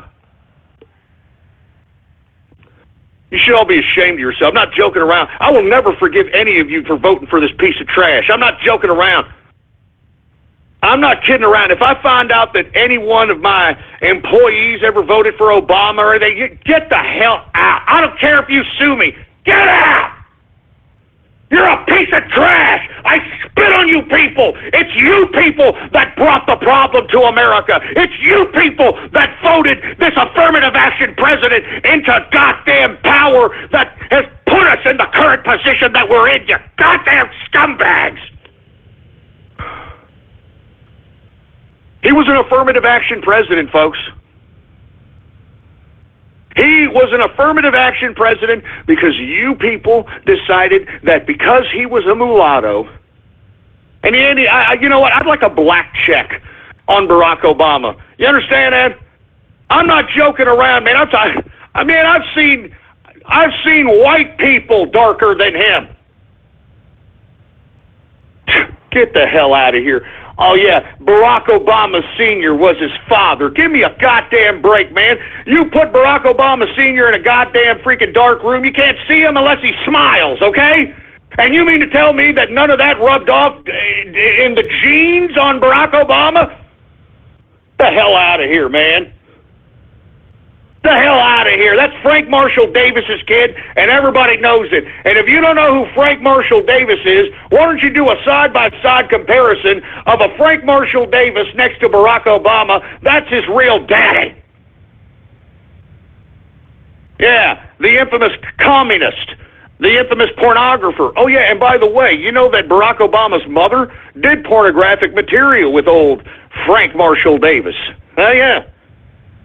Yeah, there's some Betty Page-like spreads of old Barack Obama's mother. Jesus Christ, man. Listen, I'm serious. I can never forgive you people. Whoever voted for Barack Obama, I don't even care if you think it's a mistake. You're a piece of crap. You're a gullible, dumb, imbecilic piece of crap, and you should be ashamed of yourself for being so goddamn pathetically, anally stupid. You understand that? Because it is your fault, the reason why our country is in the precarious situation that it's in. It's a mess. Barack Obama sabotaged this country while you idiots were sitting there circle jerking yourselves, trying to give you some virtue signal because, I voted for a black guy. I voted for a black guy. Get the hell out of here. Yeah, you know, somebody tweeted at me that one time he wore a tan suit. Remember that? I think he did that so he could make himself look blacker. You know what I'm saying? I don't like Obama, man. I don't like him. I think he's a traitorous piece of trash. I think he's a soulless scumbag. I can't believe that this man was our president. He should go down in shame. Anyone who thinks that this guy was a great president, the only reason they think so is because they probably received some of our tax dollars in a stimulus package 2 bill. You understand? I'm not kidding around. I'm not joking. I'm not joking around. All you people that voted for Obama, you're pieces of trash. You understand? Freaking spit in your faces if I saw each and every one of you Obama voting pieces of crap. I'm not even joking around. Anyway, look, I'm going to move on. Once again, Barack Obama, $400,000 a speech. This after $65 million book deal. Man of the people here, right? Man of the people. Man of the people. Even Pocahontas, Elizabeth Warren is criticizing Barack Obama. Oh, what a shock. What a shock. Give me a goddamn break, man. Anyway, I'm going to move on here to another subject. I want to talk a little bit about these alt-right attention whore assholes that ended up going to Berkeley University this weekend, even though the Ann Coulter speech was canceled? Look, I'm going to be honest with you people, okay? I'm all for free speech. This is not some kind of a free speech type of an idea that everybody needs to be getting back of. Because really, what Berkeley is, all right, what Berkeley is, this whole idea, is attention whore central. Attention whore central. Now, I don't understand where Ann Coulter plugging her pathetic book has anything to do with free speech. She's selling product. Is she going to give some impassionate speech about, I don't know, something? No! She's going to talk about her stupid book! And listen, you've got all these alt-right attention whore assholes that are trying to equate Ann Coulter not being able to freaking sell her book to it being some kind of a free speech cause. And you see, that's why Trump is distancing himself from a lot of you dumb alt-right wing idiot assholes, because you have no loyalty. Oh yeah, and by the way, today has been named Loyalty Day by our president. Yeah, Trump named today as Loyalty Day. And what have I said about all you assholes that hopped off the Trump train? You're a bunch of yellow-belly, unloyal pieces of crap. So you think it's a coincidence that Donald Trump named today Loyalty Day? I don't think so!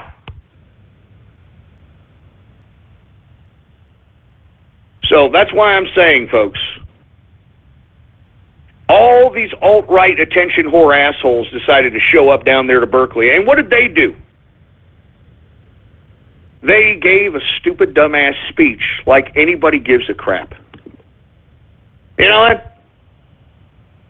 I mean, I'm sick of these alt-right personalities, man. I am really sick of these people. I'm not joking around. The attention whoredom of these people is making me sick. It's making me sick. I mean, that's all this is. This has nothing to do with free speech.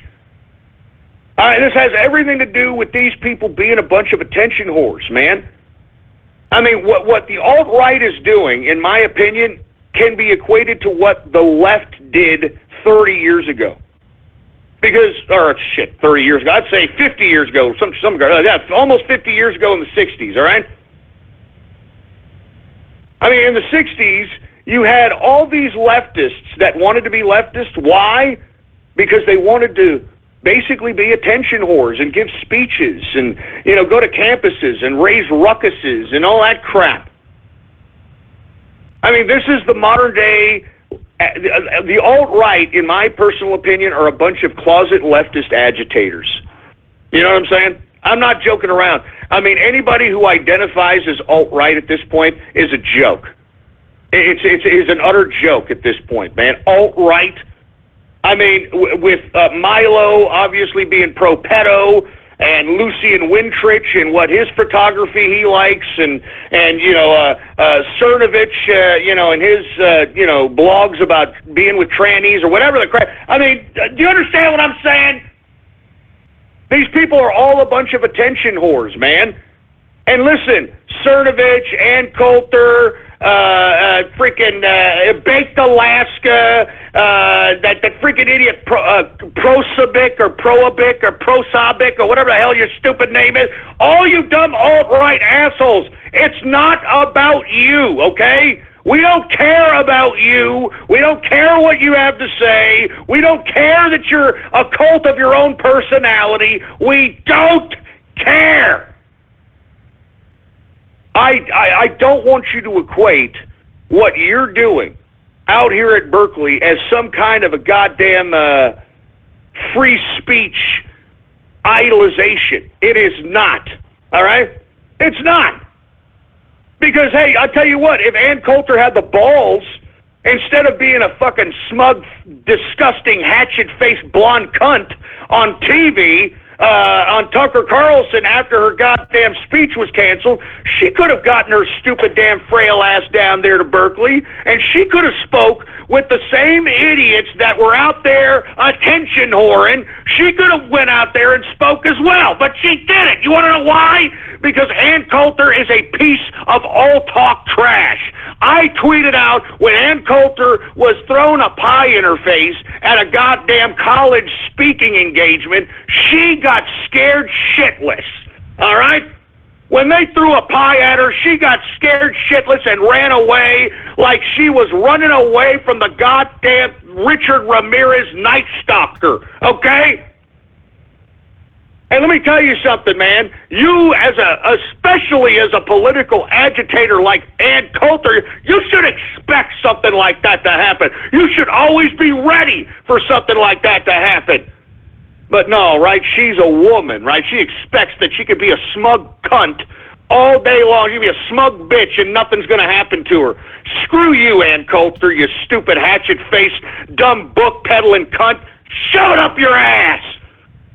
I'm tired of people putting you on a pedestal, claiming that the reason that you're out there at Berkeley because of free speech, and yeah, I'm out there at Berkeley because of free speech. You're out there peddling your book, you bitch! You're out there peddling your book!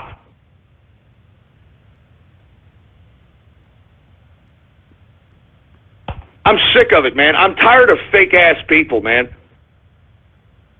I'm tired of fake-ass people. Wait a minute. No way. That's wait a minute. Laggett, you're freaking trolling me now. Wait a minute. Hold on. Oh, whoa. I got to retweet this image. You mean to tell me that Ann Coulter is with JJ from the Good Times? Is this for real? This is a bad... That's a troll, right? There's no way she's with JJ from Good Times. There's no way. There's no goddamn way. Oh, man, this is... man, you know what? This is the Twilight Zone here, man. This is are you kidding me? This bitch is with Dynamite! Dynamite! Are you...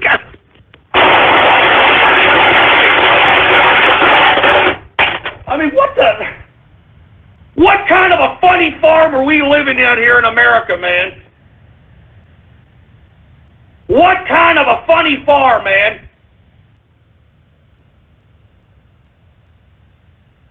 Oh, my God.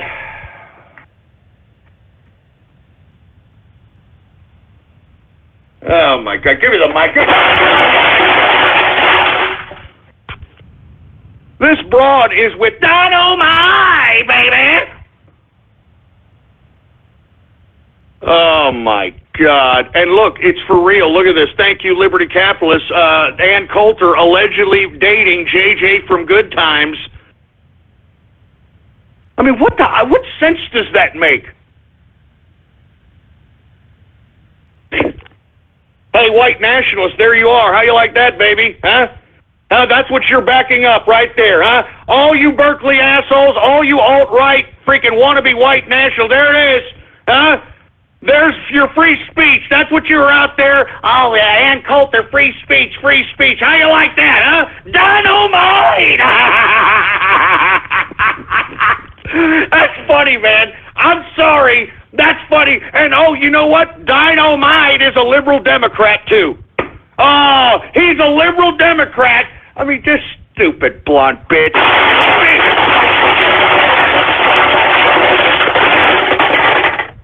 I mean, this blonde bitch is a phony. This blonde hatchet-faced bitch is a phony, for Christ's sake, man. Good God, this bitch is with Dynamite. Man, I'm sorry. I got lost here. I got sidetracked. I'm sorry. Give me the mic. Give me the mic. I just got sidetracked. I'm sorry, folks, for going off Easter here. But I mean, Ann Coulter is with JJ from Good Times. It almost sounds like a freaking bad joke. It's for real. All right? It's 100% real. So, yeah. Anyway, look, I mean, hey, Ann Coulter can go bang whoever she wants to bang. I don't care, but I mean, I find it funny that you got all these alt-right assholes that were there trying to speak for her because, hey, pro-free speech, this and that. Here she is. She's getting blacked. You know what I mean? She's getting blacked. I mean, I thought that you alt-right guys didn't like that kind of stuff. What happened, huh? I thought you alt-right guys didn't like that kind of... Oh. Who's looking? You guys are a bunch of... I mean, that's why I don't like the alt-right, man. I'm telling you this right now. I don't like the alt-right, and it's because of stuff like this. It's crap like this. Good God. Ann Coulter, go suck an egg, all right? Or go suck dynamite! You know what I mean? Jesus Christ. Anyway, I'm moving on. The point is, okay, is that Ann Coulter's speech is not some kind of a virtue signal for free speech, all right? She's peddling her book. She's peddling her book. I mean, if you're going to go out there and you're going to, be making a shit fit about Ann Coulter not being able to peddle her book, she better be paying you. Jesus Christ, man.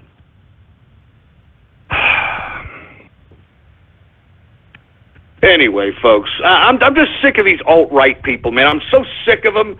I mean, they make us look bad. They make us look stupid. They make us look contradictory. And not to mention, I almost would not bitch if these guys were like hard asses and badass personalities and kicked ass and took names and crap. I mean, like if they were like Tommy Robinson out there in the UK or something, confronting Islam, confronting these people, not being afraid. You know what I'm saying? I mean, not hiding behind. I mean, I'd be like, all right, well, they're a bunch of agitators, but this guy's he's hardcore. Whatever. But no. We got, Cernovitz. Hi, I'm Mike Cernovitz. How you doing? Hi, I'm Cernovitz. I want you to buy my book, A Grilled Mindset. And, you're going to go my book. It's Cernovitz. And, I'm going to work for Alex Jones now. You think I'm going to get Cernovitz. And then what, Richard Spencer? As a matter of fact, I think we got Richard Spencer here for an interview. Hey, Richard Spencer, you're on the horn. What do you got to say? Hi, I'm Richard Spencer, and I am alt-right. I'm the guy who coined the phrase alt-right, okay? And, I want you to know that I am a genuine Nazi because I have a little hairstyle like a little Hitler Youth boy. Yeah, my little hairstyle, it's a little Hitler Youth boy. And even though I'm almost 40 years old, it doesn't matter. I'm still doing my hair like a little Hitler Youth boy. And, I'd like for everybody out there who's listening to the True Capitalist Radio Show, I'd like for you guys who are a part of the alt-right and that are like white nationalists, I'd like for you guys to put glasses of milk, the little emoji milk. Yeah, I want you to put that on your profile. I want you to put that on your profile. A little glass of milk. And you know what? I'm going to tell y'all. I'm going to tell y'all that it's for like white power, to signify the white race. But you know what it really means? It means that I like to milk. Yeah. And you know what else? I have to make I have to make a confession. I know that I'm alt-right, and I know that I'm a white nationalist, but I'm going to be completely honest with you. I prefer cut versus uncut. I'm sorry. I know. It's so. But whenever it's erect, I mean, doesn't it look like a SS youth with a nice Nazi helmet on? I mean, haven't you ever looked at it? It's got like a nice Nazi helmet on, and it's proud, standing there waiting to be worked. I mean, you know what I'm saying? I mean, I know these things. I know. Anyway, do you have something to ask me, Ghost? Well, Richard, I didn't realize you were going to be this candid with us. Well, let me ask you this. Was it true when you did the Sieg Heil when Trump was elected president, or when he was announced that he won the presidency, why did you Sieg Heil with people that were around you that were confirmed Jewish? Oh, well, I think that goes along the same lines of what I was just talking about, Ghost. I mean, I like cut, okay? And you know, the Jewish boys, you know, they're all cut, you know? And I always tell them, like, you know, oh, yeah, you may be cut, but you've got a Nazi helmet on down there. You've got a Nazi helmet on down there. All right, get this idiot. Get this fruity alt-right asshole out of here. Get him out! Jesus Christ. I bet I bet you draw a Hitler stash on it, too, don't you freak? Jesus Christ. Anyway, look, I'm going to move on, folks. My apologies on that. All right?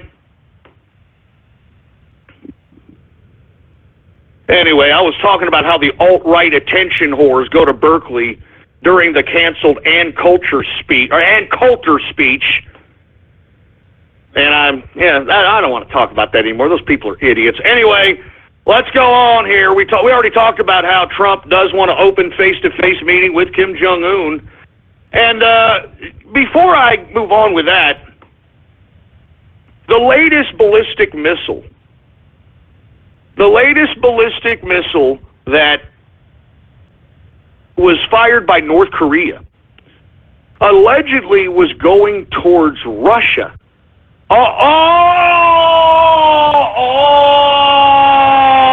Here, let me go ahead and retweet that here. There it is. North Korea's failed missile was headed for Russia. Huh? Oh, now you see what I'm saying? Huh? 5-dimensional chess, baby. 5-dimensional chess is what Trump is playing. And by the way,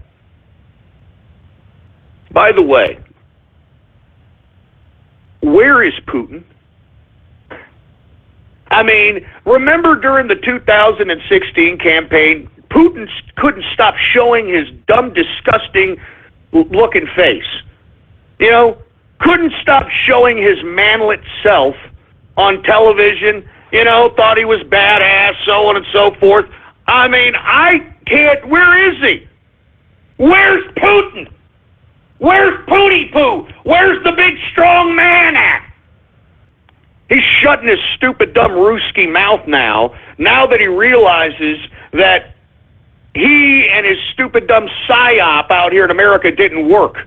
All right? Putin right now is scared crapless. He ain't saying nothing. I wouldn't be surprised if he's in like the same spider hole as goddamn Saddam Hussein was found in, because I'm telling you, this son of a bitch is not going to make it out of 2017 alive. All right? He's not going to make it out of 2017 alive. And if he does, he's going to escape many attempts at his life. Now, why am I bringing this up? I'm bringing this up because I had said that Russia was at the bottom of the globalist system, and it was trying to basically be the leader or the creator, all right, of this whole globalist system. That's why he was flexing nuts. I mean, I genuinely believe that the whole Russia nonsense was a ruse concocted by not only Russia, but in conjunction with the Democrats. Because it was the Democrats that allowed a lot of what Russia has been able to amass, like, for instance, the uranium that the Clintons sold to Russia, not to mention the Podestas having a company that they are connected to them out of Russia. I mean, all these folks, all right? All these folks had ties to Russia, and this is what the Democrats like to do. This is what the Clintons like to do. They like to project what they're doing on someone else to take away the spotlight from their own criminality. And right now, folks, I mean, they're protesting Putin right now. I mean, why don't you go search right now, Russia protests. They want him gone. Why do they want him gone? Because the United States media isn't putting Putin on a goddamn Superman pedestal anymore. And Putin can't show his people that the world respects him and fears him. Because it's what I was saying earlier, folks. Remember, a few months back, I was saying that the only thing keeping Putin anything pertinent in his country is because of the mainstream media of the world putting Russia as some kind of a super hacker or Russia meddling into whatever. I mean, it's the Western media that is keeping Putin in power. Because Putin is a thief, folks. He's stolen $200 billion. $200 billion from the people. $200 billion. So anyway, folks, what I'm trying to say is this. I think that Russia is on the brink. I think that at any point, Putin can be assassinated. And to be honest with you, I think he should be assassinated. I mean, you're going to steal $200 billion from your goddamn people, and you think that no one's going to notice, you dumb, ungrateful, commie prick? I'm not joking around, man. And I'm glad that this is happening to Putin. I'm glad that Donald Trump is slapping him around the world stage. And for you guys that are wondering, well, what does this have to do with North Korea? Well, I'll get to that in a minute. But I'm glad that the President of the United States is slapping Putin around the goddamn world stage. Putin doesn't even know what to do. He thinks that he's got goddamn missiles coming at him. He's so goddamn paranoid. That's what I'm saying, man. I mean, Putin is scared crapless. Remember, he thought he was so cocky, right, with his little Ruski attitude? Where is he now, huh? Where is he now? You know what he was doing here recently? He was meeting with Japan's head of state, Abe. And why would he be meeting with him? Because he's scared. He's probably talking through Abe to get to Trump because he's scared crapless, man. Stupid Ruski. Sick of those goddamn Russians, man. And I'm sick of the United States people putting these Ruskis on a pedestal as well. You know, oh yeah, they got Putin in their goddamn profile pictures. They got KGB in their names. These Ruskis are ex-commies. Do you understand that?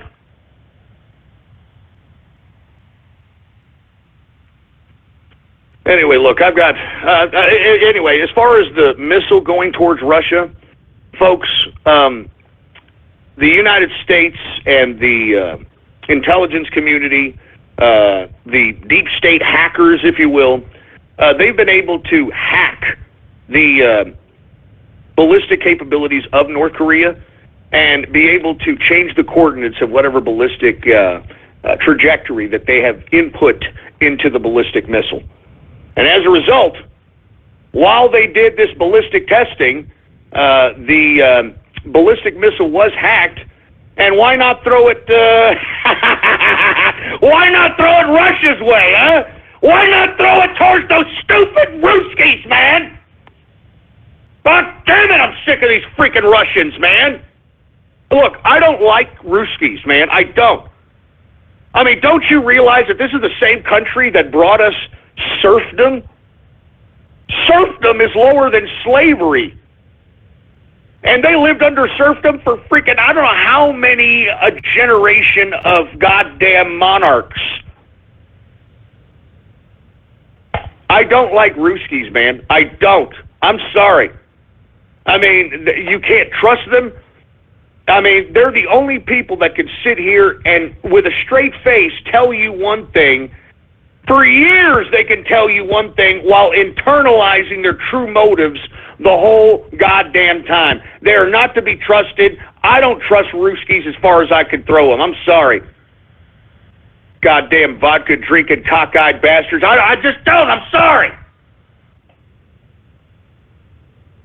And that's all I got to say about that. Anyway, let me move on to the last, one of the last subjects here. Once again, the mainstream media lying about Trump on China. Now, they're trying to say that, Trump is failing to call China a currency manipulator. Well, let's be honest. China is somewhat trying to open up a little bit as it pertains to the United States. You notice it's no longer threatening the United States. It did at least put 150,000 troops at its border with North Korea. It has threatened North Korea to nuke North Korea if it decides to test a nuclear weapon. I don't think that the stance on China has changed. I think what has changed is the circumstances in which to deal with China. And I think that the equilibrium that Trump has found is the trade versus stabilization of the region. And you see, because the United States has that leverage over China, and we do. We have the leverage over China. We have $550 billion of trade going there a year. If we were to shave $100 billion off of that, that would be over. I mean, China would be over. The house of cards that is their economy would tumble down. It would tumble down. So for the lamestream media to sit here and make this false claim that Trump is changing his tune on China, he isn't changing his tune. I mean, this is how you play international relations, you dicks. But of course, you freaking dumbass idiots in the mainstream media know that. You're just trying to push the narrative on Mr. and Mrs. Joe Sixpack so once again you can undermine the president.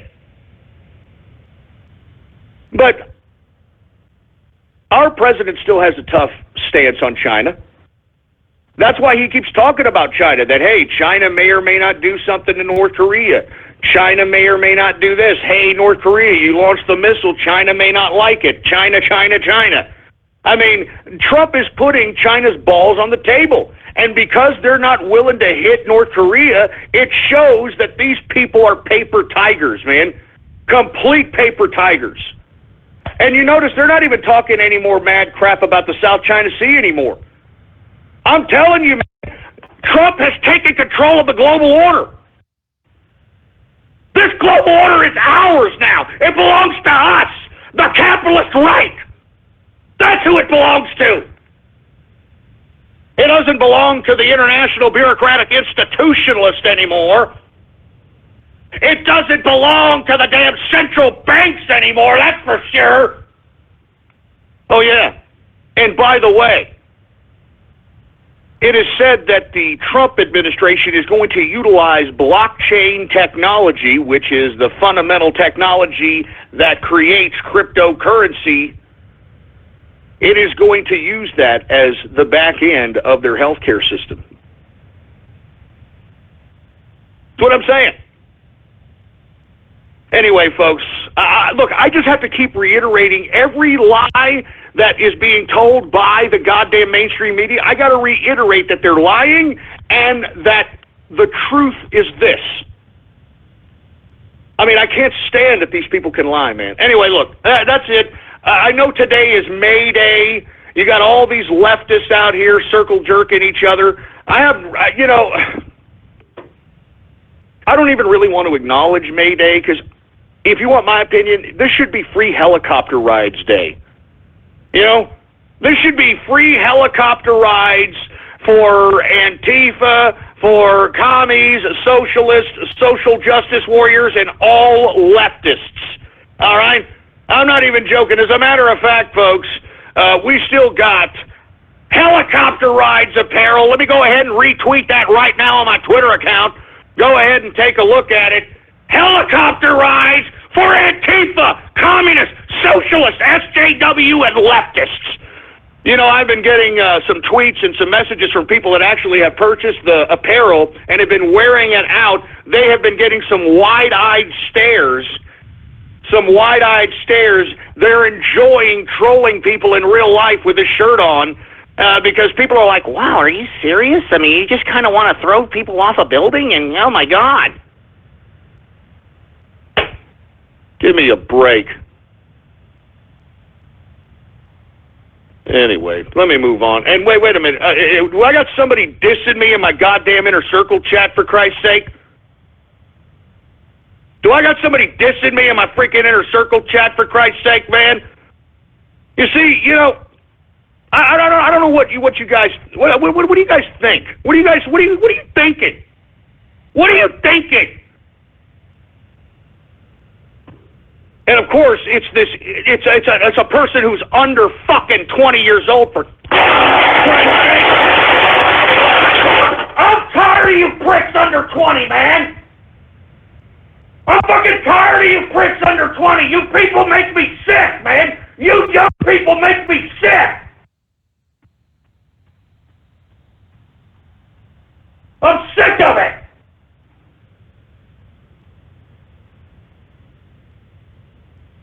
I'm sick. Give me the mic. Sick of this crap.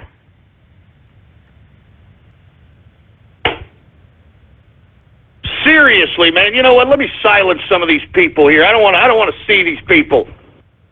Get them out. Get them out. Get them the hell out of here. Jesus Christ. I'm not even joking, man. That's just chat room martial law. I'm doing some chat room martial law. Get out. You're going to diss me in my own chat room? Get out. Get out. I'm kicking people out right now. You talk crap to me, you get out. Get them out of here. Who else wants up? Get them out.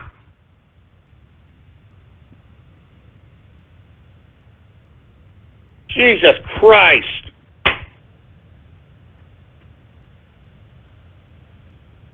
Somebody in here called me a Jew, is what they called me, a freaking Jewish merchant. I didn't appreciate it, okay? All right, I don't appreciate being called some freaking Jewish merchant.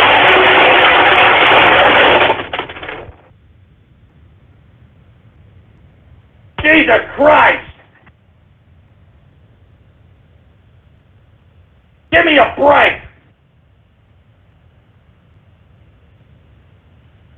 Give me the freaking mic.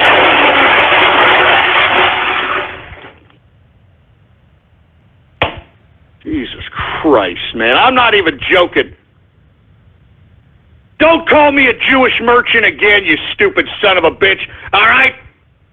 I'm tired. You know what? I'm tired of you young little... You know, I think I'm going to start kicking everybody who's under 20 out of the inner circle from now on.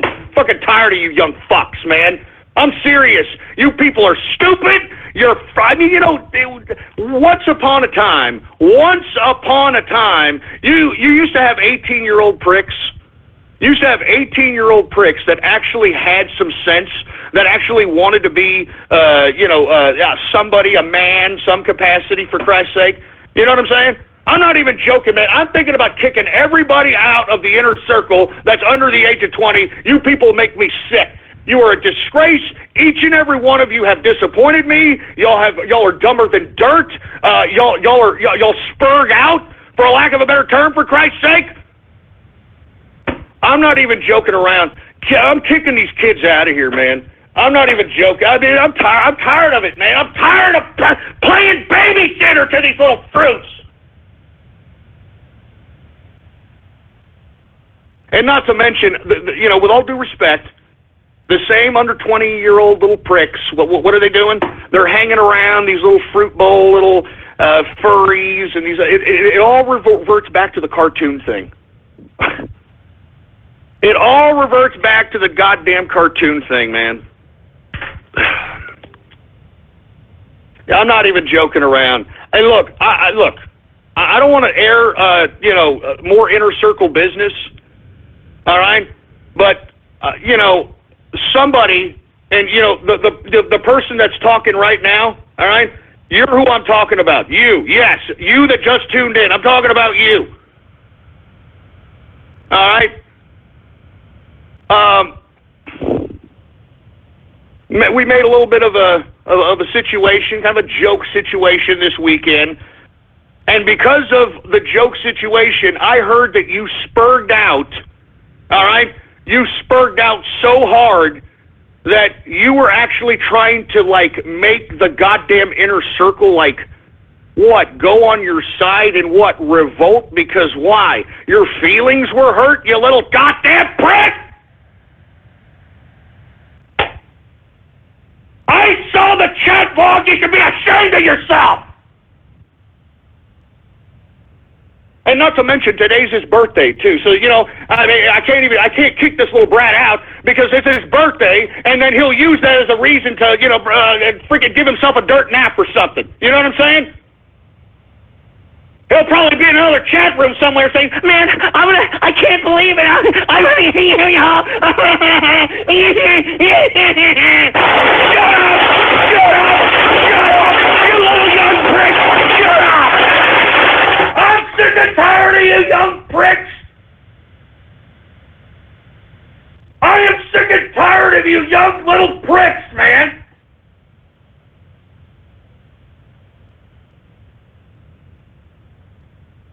I'm tired of it. Give me the goddamn mic. Give me the... And, of course, the person here saying he didn't do nothing. I read the goddamn... I'll talk to you later. Jesus Christ. Embarrassing. You should be embarrassed for yourself. You should be embarrassed, but your young ass is not. None of you young people are embarrassed. And you see, that's why we're in the predicament that we're in. That's why we're here. That's why we're in the predicament we're in. That's why America sucks the chrome up of a 57 Chevy bumper. Right here. Right there. Anyway, you know what? I'm done with this goddamn broadcast, for Christ's sake, all right? I'm done with this damn broadcast. I don't even want to, you know what? I don't even want to do Radio Graffiti. I don't want to do any of this crap.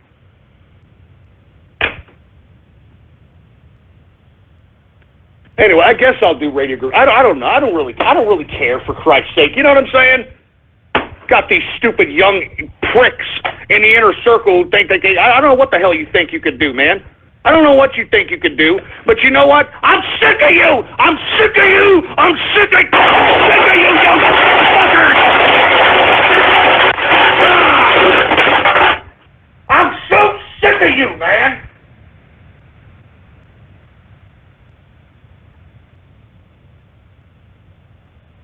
Jesus Christ, man! Give me the freaking mic! Give me the...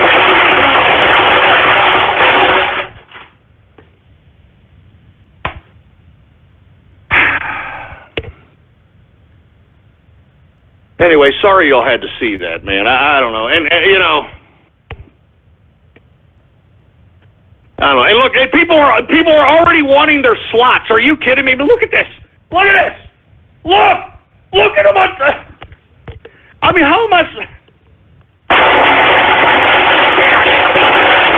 I mean, how am I supposed to react to this, man? How am I supposed to react to this crap?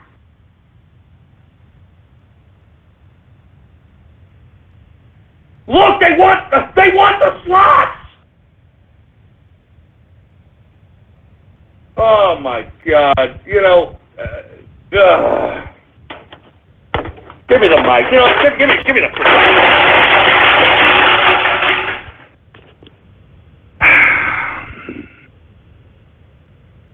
Anyway, let's just get to 10 minutes of Radio Graffiti, and then I get that. Yeah, get out of here. I'll get out of here. I'll get out. Anyway, for you folks that don't know, all you got to do is give me a call right now, all right? 516-453-9903. And when I call on your area code, you got exactly 3 to 4 seconds to say whatever it is that's on your mind. That's why we call this Radio Graffiti, all right? And before I move on, look, I'm sorry y'all had to see that. I'm so sick of these young pricks, man.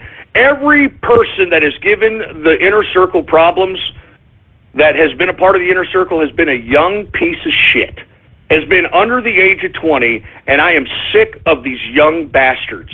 I'm sick of them. I'm sick of them. I'm sick of them. And look, if I knew where they lived, I would personally go down there and slap their mothers in the face. I'm not even joking around. I would slap their silly, disgusting-looking mothers in the fucking face for producing such a dumb bunch of group of men. And these aren't even men. These are I don't know, pansexuals. I don't even know what let's just get to Radio Graffiti, all right? Hey, engineer, do we have any goddamn Radio Graffiti calls, for Christ's sake? All right, well, without any further ado, let's go ahead and get to Radio Graffiti right now. Anyway, who do we got here? We got Anonymous Radio Graffiti. We've got Pylons Radio Graffiti. And there's Templeton. There he is. He hates capitalists. He hates capitalists. He hates capitalists. Templeton, you hate capitalists. He hates capitalists. Oh, oh yeah. Yeah, real funny, asshole. Shut up. My dog hates communists. Do you understand that, boy? Anonymous Radio Graffiti. Wake up, wake up, wake up. It's the first of the month. What the hell was that? Was that the African booty scratcher singing welfare carols? Jesus Christ. Anonymous Radio Graffiti.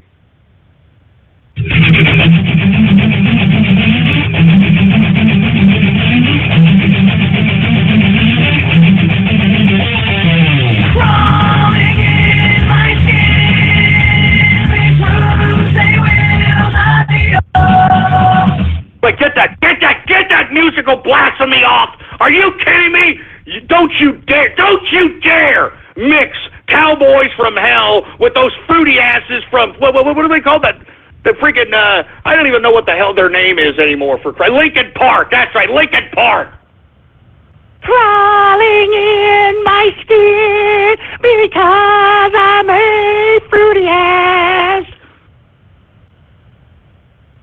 Jesus Christ. Anonymous Radio Graffiti. Wake up, wake up, wake up. It's the first of the month. Some can stop the welfare empire. Wake up, wake up, wake up. It's the first of the month. We do it for our kids, babe. Wake up, wake up, wake up. It's the first of the month. Don't be so jealous to blacks, Coasty. Wake up, wake up, wake up. It's the first of the month. Can't stomp the EBT, nigga.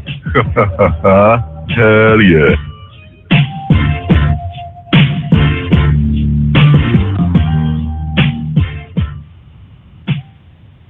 This goddamn idiot. Damn idiot! Sick of this guy! Man, this has really turned into a goddamn carpet munching Monday from hell! From hell! And, you get why I took a goddamn 2-day hiatus, a sabbatical, away from this crap? Give me the damn...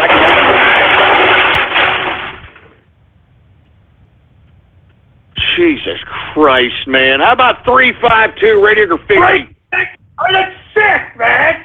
I'm glad you're banned now, Drayton Snake. I'm glad you're banned, you sick pervert. Hey, I didn't say that. Shut up! I didn't say that! God damn it! I never said that. That was a splice. I never said that. I never said that, man. Man, you guys are assholes, man. I'm not even joking. You guys are dicks. I can't believe... Give me that. You guys are dicks, man. I'm not even joking. You guys make me... You make me sick. You make me sick. How about 647 Radio Graffiti?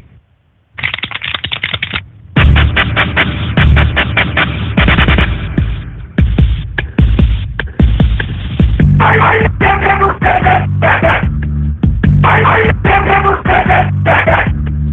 I have never said that. I have never said that. I have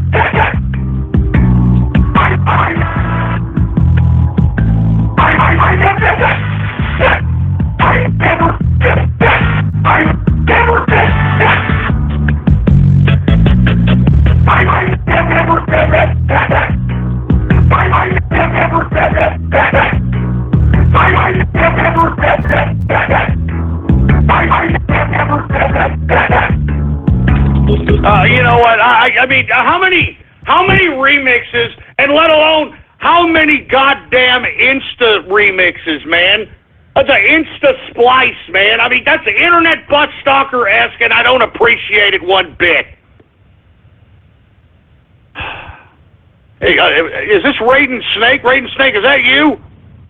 Yes, it is, Ghost, and I'll tell you one thing, I'm getting so sick of the bullshit right now. We need to set this record straight once and for all, because this is just taking the piss now.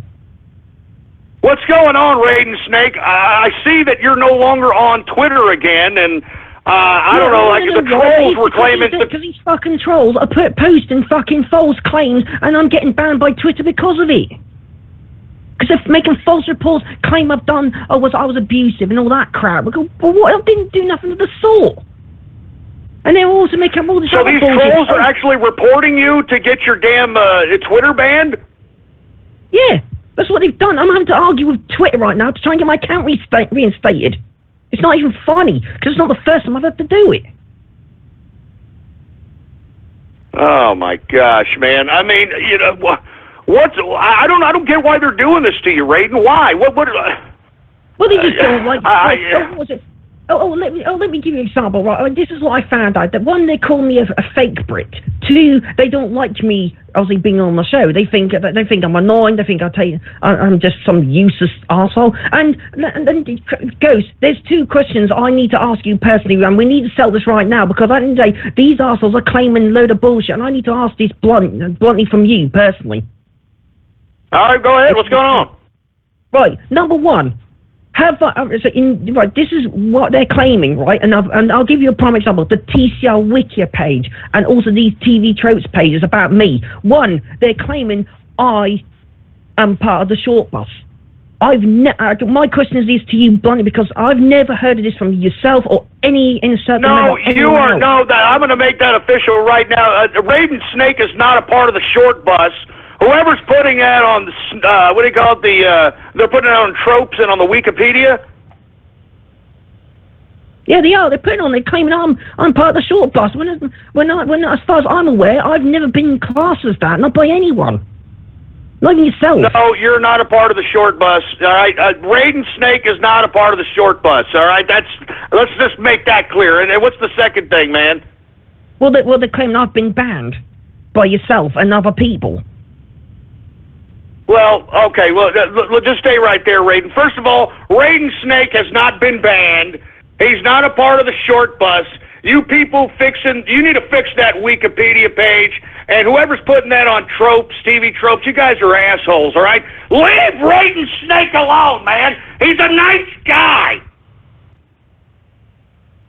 What the hell is y'all's problem? I don't get it, man. What's y'all's problem with the man? Good God. Anonymous Radio Graffiti.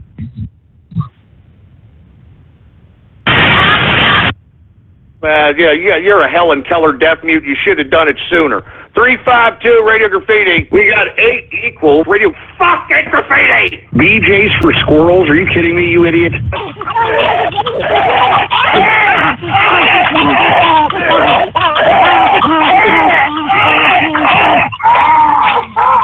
Raiden Gecko Insurance.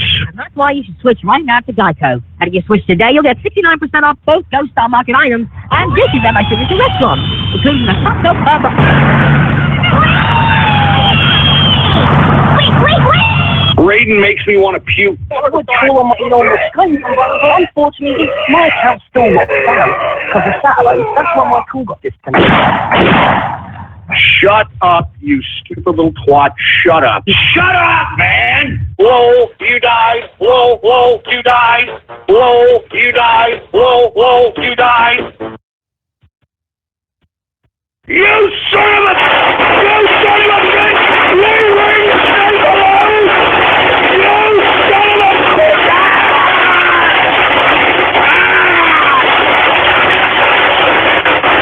Goddamn son of a bitch, that's it! I'm done! Damn done! Stick a freaking fork on the outside! I'm done with this carpet munching Monday, you son of a bitch! This is what I get. After a 2-day sabbatical, this is how you're gonna treat me? After a 2-day sabbatical, this is how you're gonna treat me, you goddamn... You son of a bitch, you son of a bitch!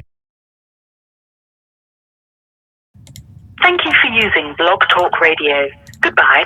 And that's all, folks. That's it for the TCR show. I just want to thank everybody for coming out. I'm going to have to start my live stream right now over to the BN Theater. Links to the descriptions over to the YouTube channel. Make sure to go there because, of course, we're doing Monday nights right now, starting right now. I want to give shout out to everybody who came out. Make sure to follow me on Twitter at the Run Network or Pulse Ghost. And also, if you follow my channel, if you're new, I do TCR shows every day, Monday through Friday, 4 p.m. Central, 5 p.m. Eastern, 2 p.m. Pacific, as well as the Saturday Night Tro Show Saturdays, 4 p.m., 5:30 p.m. Central, 6:30 p.m. Eastern, and 3:30 p.m. Pacific. Thanks again, guys, for coming out.